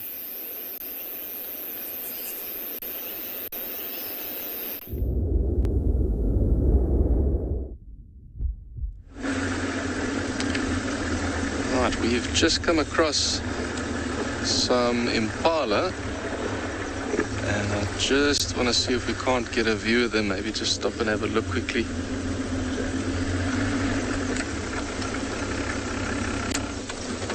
Okay.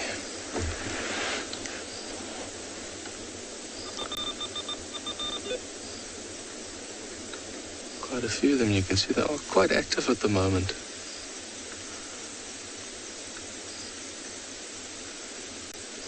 That one ewe just stopped and looked in my direction, probably heard my voice. Look, they were doing the same.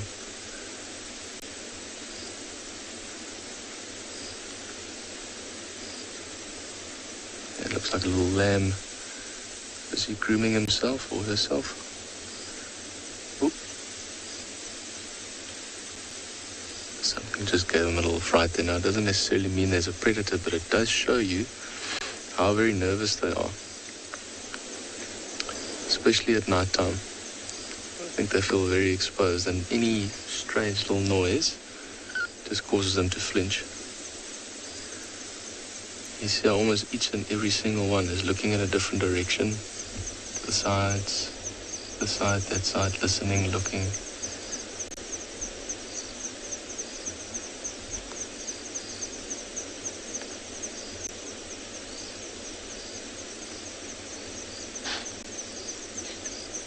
One impala just giving an alarm call.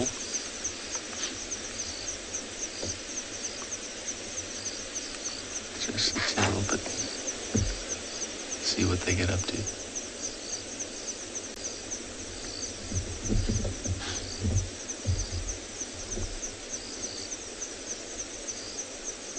I don't know if you heard that loud snort, but that's actually what the impala alarm call is. But now for them, it actually isn't, how would I put it, that accurate. They don't always get it right. I've often seen them alarm for anything that looks suspicious, really. I once actually saw one alarming at another impala, which was off to the side, because it was just moving through a bush and it looked like it might be a predator. And I've also seen them once alarming for a porcupine walking in the long grass. So anything really that they think might be a threat, I'll give that alarm call. But the main reason they actually do that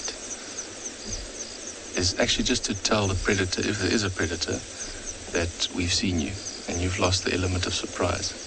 And it also helps them to warn the other members of the pride. But they're still not too sure.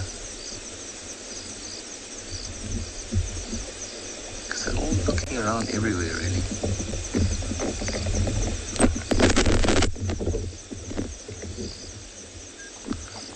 Try and shine here quickly.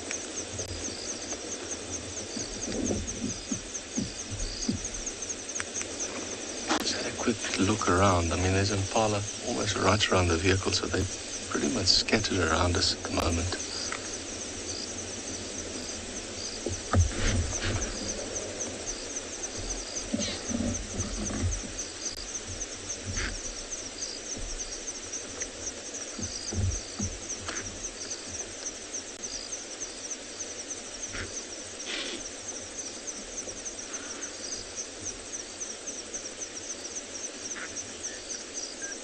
Kanda Vivi is asking a very, very good question about how good can they see at night.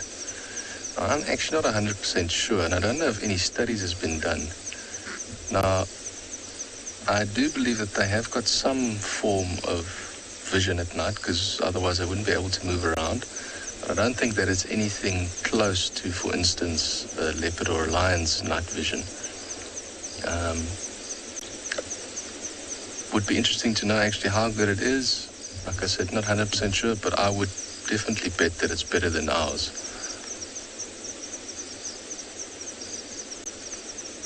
I might just slowly go a little bit forward just to get a different view of them. Because they've seemed to move on either side of the road. But like I said, I'm not 100% convinced yet that there's a predator here. I think it was just possibly a few nervous impalas that were calling. Get my torch quickly. So also with the light, I'm trying to be sensitive and not shine directly in their eyes, because they are daytime animals. So at night we normally specifically only look for nocturnal animals, but that's the nice thing with the infrared, is that we can actually view them without disturbing them. Yes, there's a lot of them here. Okay, I might stop for these ones on the right. Okay, let's have a look here.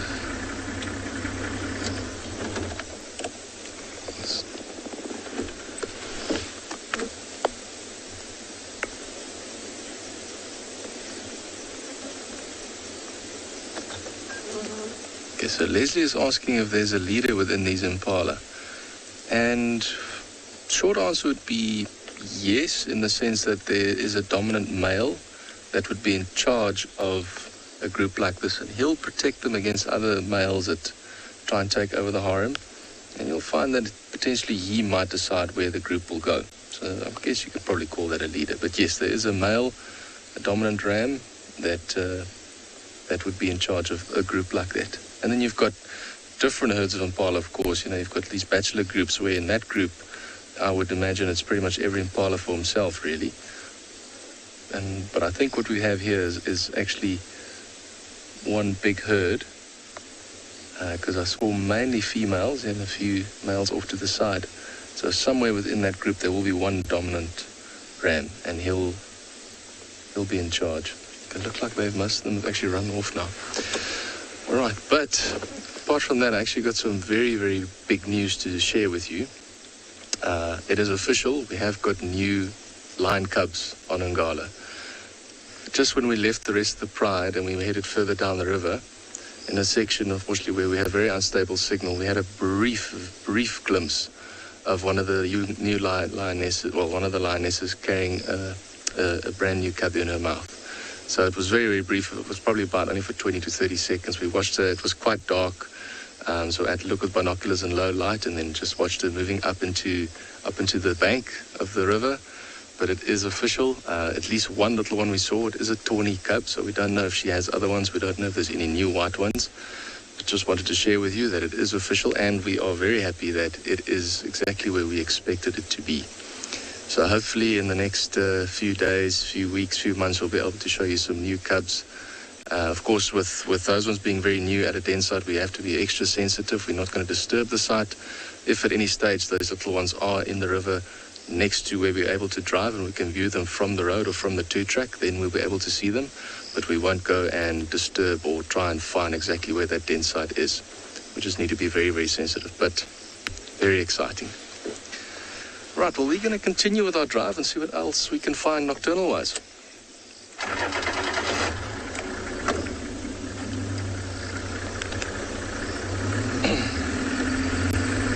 Let's see.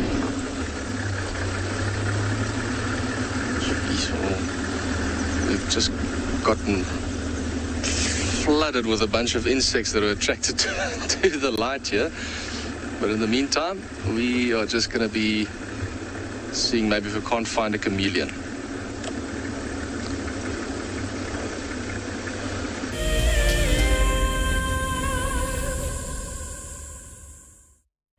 Do you dream of traveling to a far-flung wilderness location where life continues as normal? A place where you can escape to nature and breathe. If you become a Wild Earth explorer, then this could soon become a reality. Subscribe today and stand a chance to win regular travel prizes. Wild Earth Explorers, it's in your nature.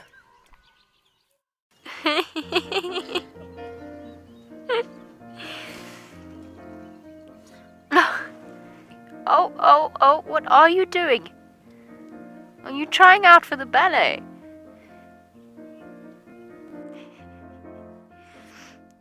Now it's an itchy bottom. Up we get. Mom's coming. Everybody's moving off. My name is Taylor McCurdy and I work for Eco Training. I love hearing from all of the viewers. However, I particularly enjoy those of you who have been watching for a few years. Your questions are just so advanced and they really get me thinking. If you'd like to ask a question on Wild Earth, you need to register on our website. Once you've done that, head to the live safari page and submit your questions below the live feed. This is a battle of two great carnivores of the African wilderness. Whew. Whoa! You don't want to be under those jaws. Definitely, this round goes to the lion. Look at that. Fantastic. Expect the unexpected here on Wild Earth daily. Hi everyone, my name's Daniel Fisher and I'm going to be your guide this afternoon. What is my favorite animal and why? I think I'd have to say a lion. Being able to try and follow them and understand their movements and dynamics is super interesting. People often underestimate them and think that they sleep all the time, but once they get up and start moving around, they are fascinating to watch, and watching them interact with one another is a super highlight for me. If I can pass on this passion and this enthusiasm for lions and prides of lions into a guest that's sitting at home, that's what I'm really going for.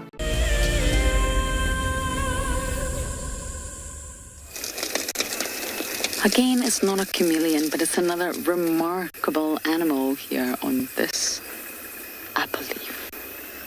It's an insect, of course. Now, I don't know if it's a grasshopper or a katydid. I'm obviously without a monitor here, so last minute challenge for you guys, since I forgot to do my riddle. Help me out. What species is this?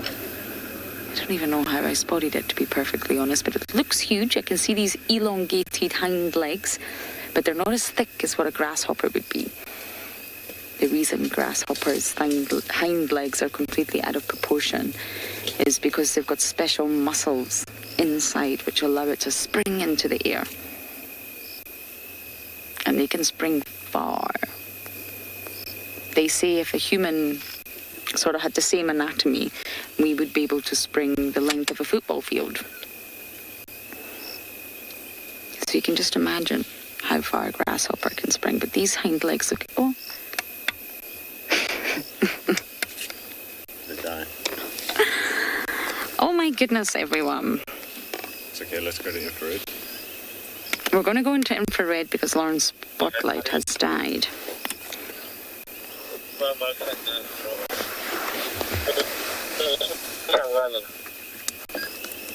Okay. Oh dear. Lauren's really not having a great time. But at least I didn't break any cars this afternoon. Just having a bit of trouble finding it. Okay, Darby's having a little bit of trouble finding it now because we're in the pitch dark. Let's bumble, Darby. Bumble without a spotlight. How does that sound? But if you do have the species ID, anyone, please do let us know.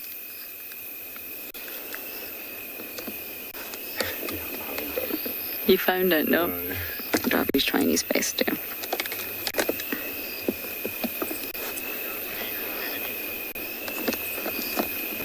Okay, let us bumble around quarantine. I don't know how lucky we shall be without a spotlight, but we can try our very best. That was a good spot though, whatever that insect was. I'll look back on the footage and I'll definitely identify it. Our cameras have such a powerful zoom that we also can't always see.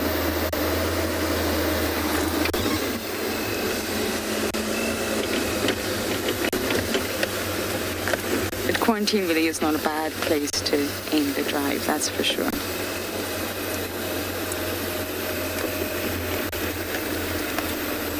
I can fake spotlight. Should we do that?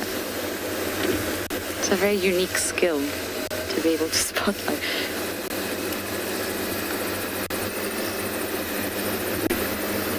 Is that just a vehicle down there, Darby? Yeah.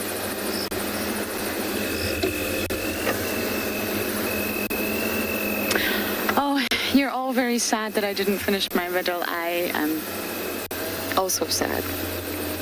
I shall make up to you, I promise. Tomorrow we'll do the riddle. We don't have time now, but I do have one in store. And sadly, my antenna broke yesterday, and then the car broke this morning, and then this afternoon my brain broke. I forgot. But I promise tomorrow we'll finish the riddle. I started it, but we have got lightning. Can you see that, Darby? Yeah. Sheet lightning off in the distance. I wonder if we're in store for anything tonight. I know Steve was talking about rain in Pridelands, and Pridelands is really not that far away from us.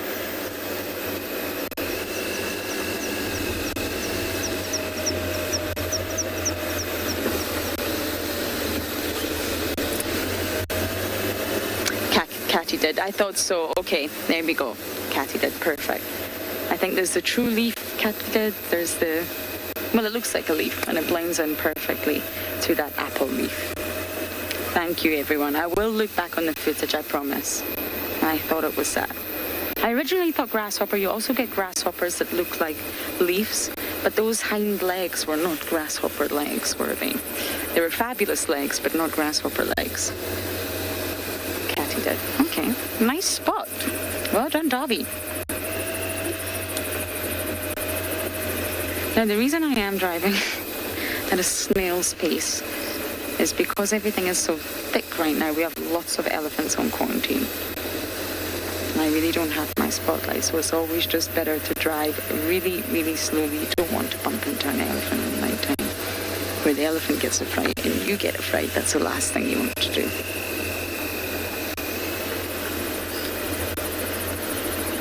But I have to say, in terms of predator activity, quarantine's been rather quiet.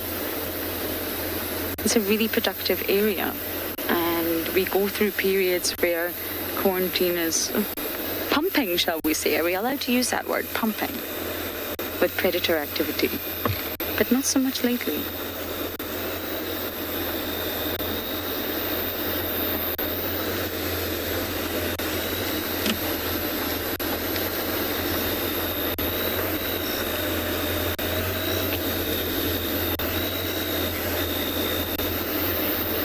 Jimmy, we have had elephants in camp, and it's definitely something that we don't want to happen. We do have a sort of, we call it a slinky, and it's an electric wire that we put up to deter the elephants. We absolutely do. We do take all the sort of necessary precautions, but sadly, if they come up through the drainage line, they might end up in camp. And yes, we have had elephants in camp.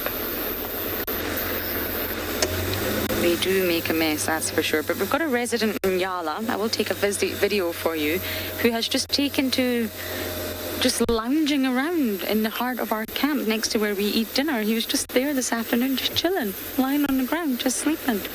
It's remarkable, very habituated. I'll take a video and show you all. But it has came to that time of night, everyone, where, well, we have to say goodbye. I just want to say a big thank you to everyone for jumping on board. Really, it means a lot to us. But we will be out